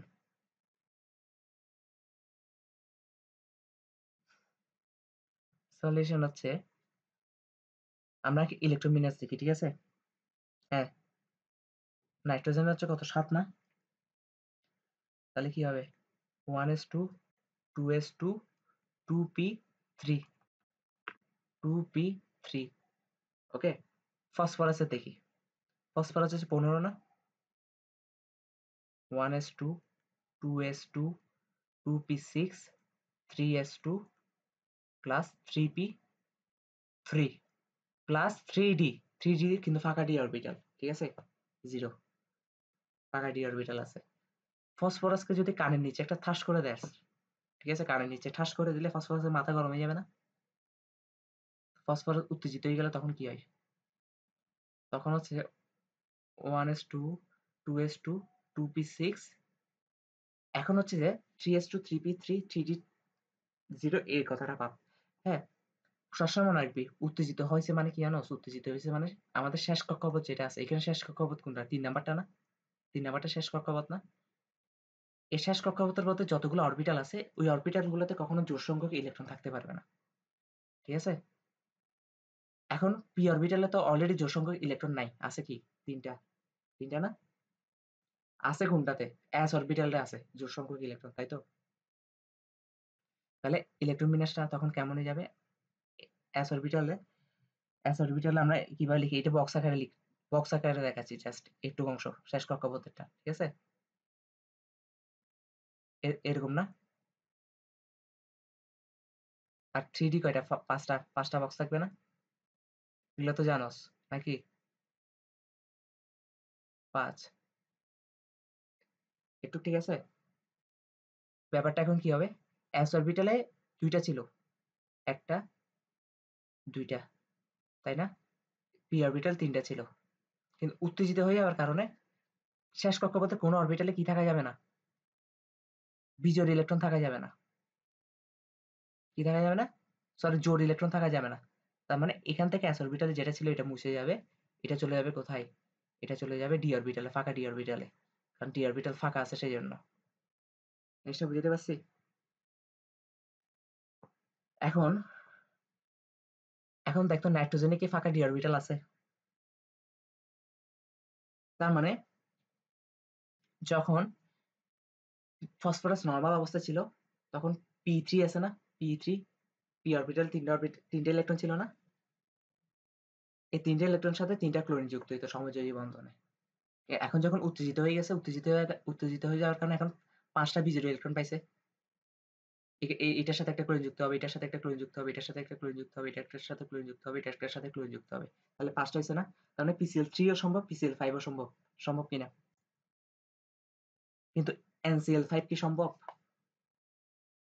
NCl5 তো সম্ভব না, কারণ এখানে উত্তেজিত হইলেও নাইট্রোজেনকে তুই যদি উত্তেজিত করছো, কানের নিচে ঠাস করে দেস, কিন্তু ইলেকট্রন গুলা কি বিজোড় অবস্থায় থাকার কোনো চান্স আছে? কারণ d অরবিটালে তো যাইতে পারবে না। ফাঁকা ডি অরবিটাল ফাঁকা থাকলে না ওখানে লাভ মেটে যেত শেষ কক্ষপথে। কিন্তু এটা কিন্তু আবার ফসফরাসের সুযোগ আছে। ফসফরাস নরমালি PCl3 থাকে। নরমালি ফসফরাস হচ্ছে PCl3 অবস্থায় থাকে। মানে কারণ কেন? শেষ কক্ষপথের p অরবিটাল 3টা ইলেকট্রন আছে। ওই 3টা ইলেকট্রনের সাথে 3টা ক্লোরিন সমযোজী বন্ধনে একটা ইলেকট্রন দেয়। ঠিক আছে? কিন্তু ফসফরাসের আরেকটা সুযোগ আছে, যদি উত্তেজিত করি ফসফরাসকে, মাথা গরম করে দিই ফসফরাসের, তাহলে ফসফরাসের ইলেকট্রনগুলা বিজোড়ভাবে সজ্জিত হয়ে আবার 5টা বিজোড় ইলেকট্রন গঠন করতে পারে শেষ কক্ষপথে। কারণ কেন? ফসফরাসে ফাঁকা ডি অরবিটাল আছে। জিনিসটা ব্যাখ্যা করতে পারছি কিনা বল? তাহলে মেইন কথা একটাই, মেইন কথা হচ্ছে ফাঁকা ডি অরবিটাল নাই। ঠিক আছে? ওর ফাঁকা ডি অরবিটাল নাই। ফাঁকা ডি অরবিটাল নাই। বেশিরভাগ প্রশ্নের ব্যাখ্যা কিন্তু অনেকটা সেম না? ফাঁকা ডি অরবিটাল আছে নাই এটা নিয়ে, পানির সাথে আদ্য বিশ্লেষিত হয় কেন এটা নিয়ে, উভয়ধর্মী কেন এটা। তো ব্যাখ্যাগুলো সেমই ঘুরে ফিরে। এখানে কঠিন পড়া কিছু নেই। তাহলে হ্যালাইড গঠন নিয়ে প্রশ্ন এটাই আসে। তারপর যে হাইড্রাইড গঠন, তারপর কি বলতো? হাইড্রাইড গঠন,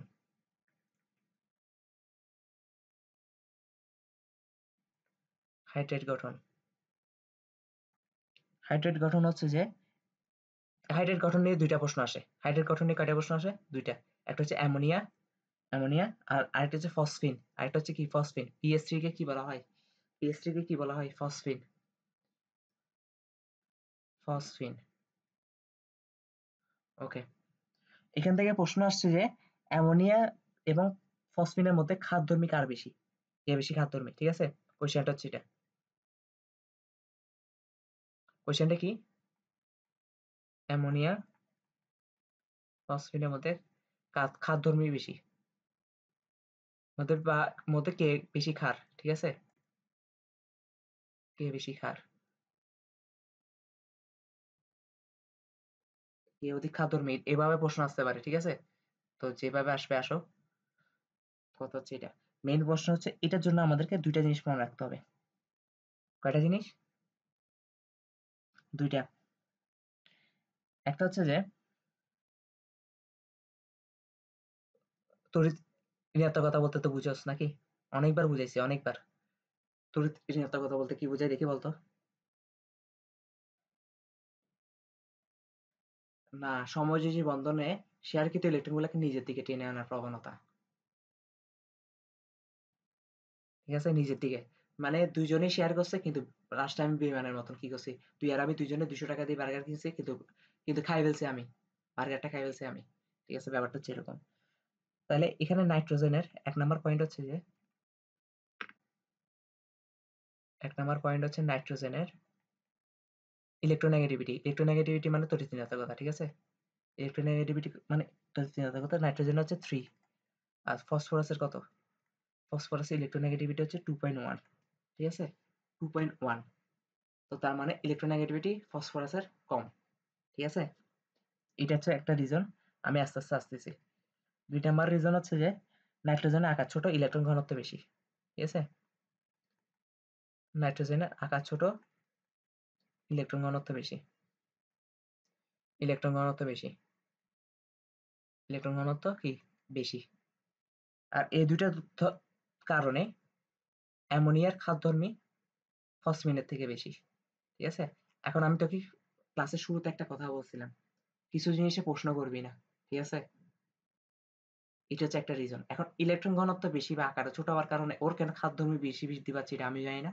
ইভেন ইলেকট্রোনেগেটিভিটি নাইট্রোজেনের বেশি থাকার কারণে এটাও কেন খাদ্যধর্মী বৃদ্ধি পাচ্ছে এটা আমি জানি না। ঠিক আছে? তার মানে যদি প্রশ্ন আসে অ্যামোনিয়া আর ফসফিনের মধ্যে কার বেশি, কে বেশি অধিক খাদ্যধর্মী? অবশ্যই অ্যামোনিয়া। কেন অ্যামোনিয়া? এই ২ টা রিজন বলে দিবি। ঠিক আছে? পারবি না?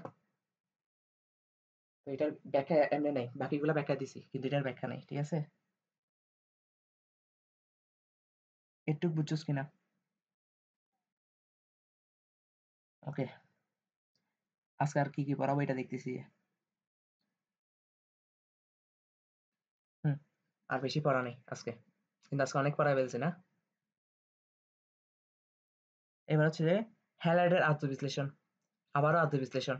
আদ্য বিশ্লেষণ অনলি কারা করতে পারবে দেখি বলতো? কেন্দ্রীয় পরমাণুর ফাঁকা ডি অরবিটাল থাকা লাগবে। হুম, হ্যালাইডের আত্মবিশ্লেষণ এগুলো কিন্তু পড়ে ফেল, পড়া জমায় রাখলে কিন্তু এই চ্যাপ্টার অনেক পড়া জমবে। হুম, আচ্ছা, প্রথম কথা হচ্ছে যে হ্যালাইডের আত্মবিশ্লেষণ। প্রথমে আমরা গ্রুপ 15 মৌলগুলোর সাথে হ্যালোজেন যৌগগুলা বিক্রিয়া করে কি তৈরি করে, আগে যৌগ ক্রিয়েট করে রাখি নাকি? আচ্ছা, হ্যালাইডের আত্মবিশ্লেষণের মধ্যে আমাদেরকে শুধু নাইট্রোজেন আর ফসফরাস নিয়ে কাজ করতে হবে। ঠিক আছে, আমরা যদি দেখি নাইট্রোজেন, নাইট্রোজেন ফ্লোরাইড সম্ভব, নাইট্রোজেন ক্লোরাইডও সম্ভব। ঠিক আছে, তারপর হচ্ছে নাইট্রোজেন ব্রোমাইডও সম্ভব, আর নাইট্রোজেন আয়োডাইডও সম্ভব। নাইট্রোজেন কি আয়োডাইডও সম্ভব, আর PCl3 সম্ভব। ঠিক আছে, PCl5 সম্ভব। এগুলো জানছি না, এই কয়েকটা হ্যালাইড জানলে হবে, গ্রুপ 15 এর হ্যালাইড জানলে হবে। এখান থেকে আমাদেরকে মনে রাখতে হবে এগুলো সবগুলো কি, এগুলো সবগুলো আত্মবিশ্লেষণ হবে, অনলি এটা আত্মবিশ্লেষণ হবে না। ঠিক আছে, তাহলে প্রশ্ন কেমন আসতে পারে? প্রশ্ন এভাবে আসবে না যে নাইট্রোজেন ফ্লোরাইড আত্মবিশ্লেষণ হয় না, কিন্তু নাইট্রোজেন ক্লোরাইড কেন হয়, কিংবা নাইট্রোজেন আয়োডাইড আত্মবিশ্লেষিত হয়, নাইট্রোজেন ফ্লোরাইড কেন হয় না। আবারও সেম টাইপ প্রশ্ন। তো আমরা ব্যাখ্যা কিভাবে করব, ব্যাখ্যা কিভাবে করব, পারা পারা কিন্তু দরকার। এখানে এখানে একটা হ্যাঁ, হ্যাঁ, আসতেছি আমি। এখানে হচ্ছে যে ব্যাপার, ঠিক আছে, কেমিস্ট্রি মানে কি ব্যতিক্রম, কেমিস্ট্রি মানে কি ব্যতিক্রম। NH3 যেটা আছে না, বাট তুই যে ধরতে পারছস যে ফাঁকা ডি অরবিটাল নাই, তার জন্য তুমি একটা তালি রিজার্ভ করো। ঠিক আছে, তাহলে এখানে নাইট্রোজেনের কোনো ডি অরবিটাল নাই, ফ্লোরিনের কোনো কি ফাঁকা ডি অরবিটাল নাই, এখানে কারোরই নেই। ঠিক আছে, তাহলে ওর তো প্রশ্নই আসে না আত্মবিশ্লেষিত হওয়ার, ফাঁকা ডি অরবিটাল নাই। কিন্তু আমরা যদি এখন ইয়ার কথা চিন্তা করি, নাইট্রোজেন ক্লোরাইডের কথা চিন্তা করি, ঠিক আছে, এখানে নাইট্রোজেনে এখানে মুক্তজোড়ী ইলেকট্রন আছে, ওরও আছে, সমস্যা নেই। এখানে নাইট্রোজেনে ফাঁকা ডি অরবিটাল নেই। ঠিক আছে, নাইট্রোজেনে ফাঁকা ডি অরবিটাল নেই, ফাঁকা ফাঁকা কি ডি অরবিটাল নাই। কিন্তু ক্লোরিনের কিন্তু ফাঁকা ডি অরবিটাল আছে। ঠিক আছে, ক্লোরিনে কি আছে, ফাঁকা ডি অরবিটাল আছে,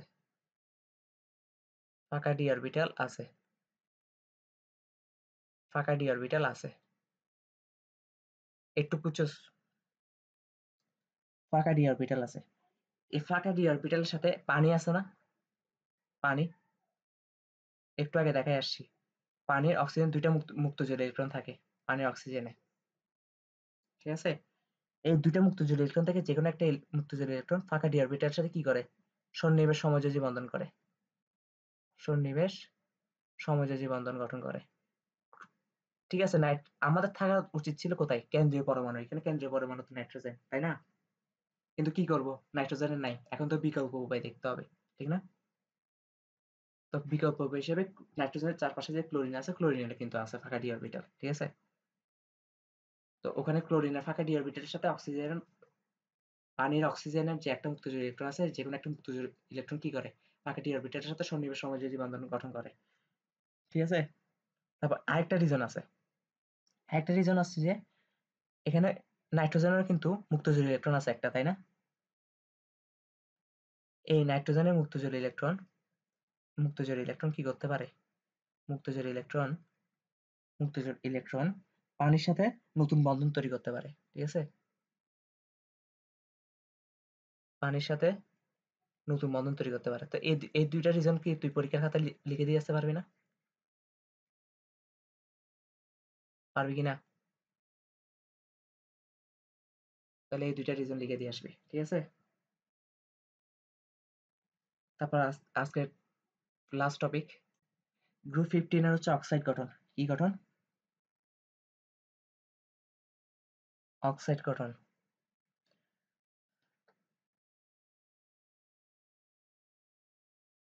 অক্সাইড গঠন, অক্সাইড গঠনটা কেমন, অক্সাইড গঠনটা কেমন, কয়েকটা অক্সাইডের নাম লিখি। ঠিক আছে,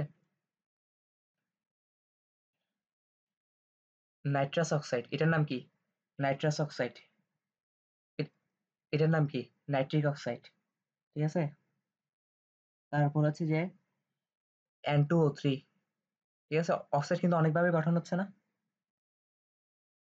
তারপর নাইট্রোজেন ডাইঅক্সাইড, এটাকে নাইট্রোজেন ডাইঅক্সাইড বলে, NO2। NO2। তারপর হচ্ছে ডাইনাইট্রো পেন্টঅক্সাইড। ঠিক আছে? একটা হচ্ছে ডাইনাইট্রো টেট্রাঅক্সাইড, ডাইনাইট্রো ট্রাইঅক্সাইড, তারপর হচ্ছে নাইট্রিক অক্সাইড, তারপর হচ্ছে নাইট্রাস অক্সাইড। ঠিক আছে? এগুলো হচ্ছে কয়েকটা অক্সাইড।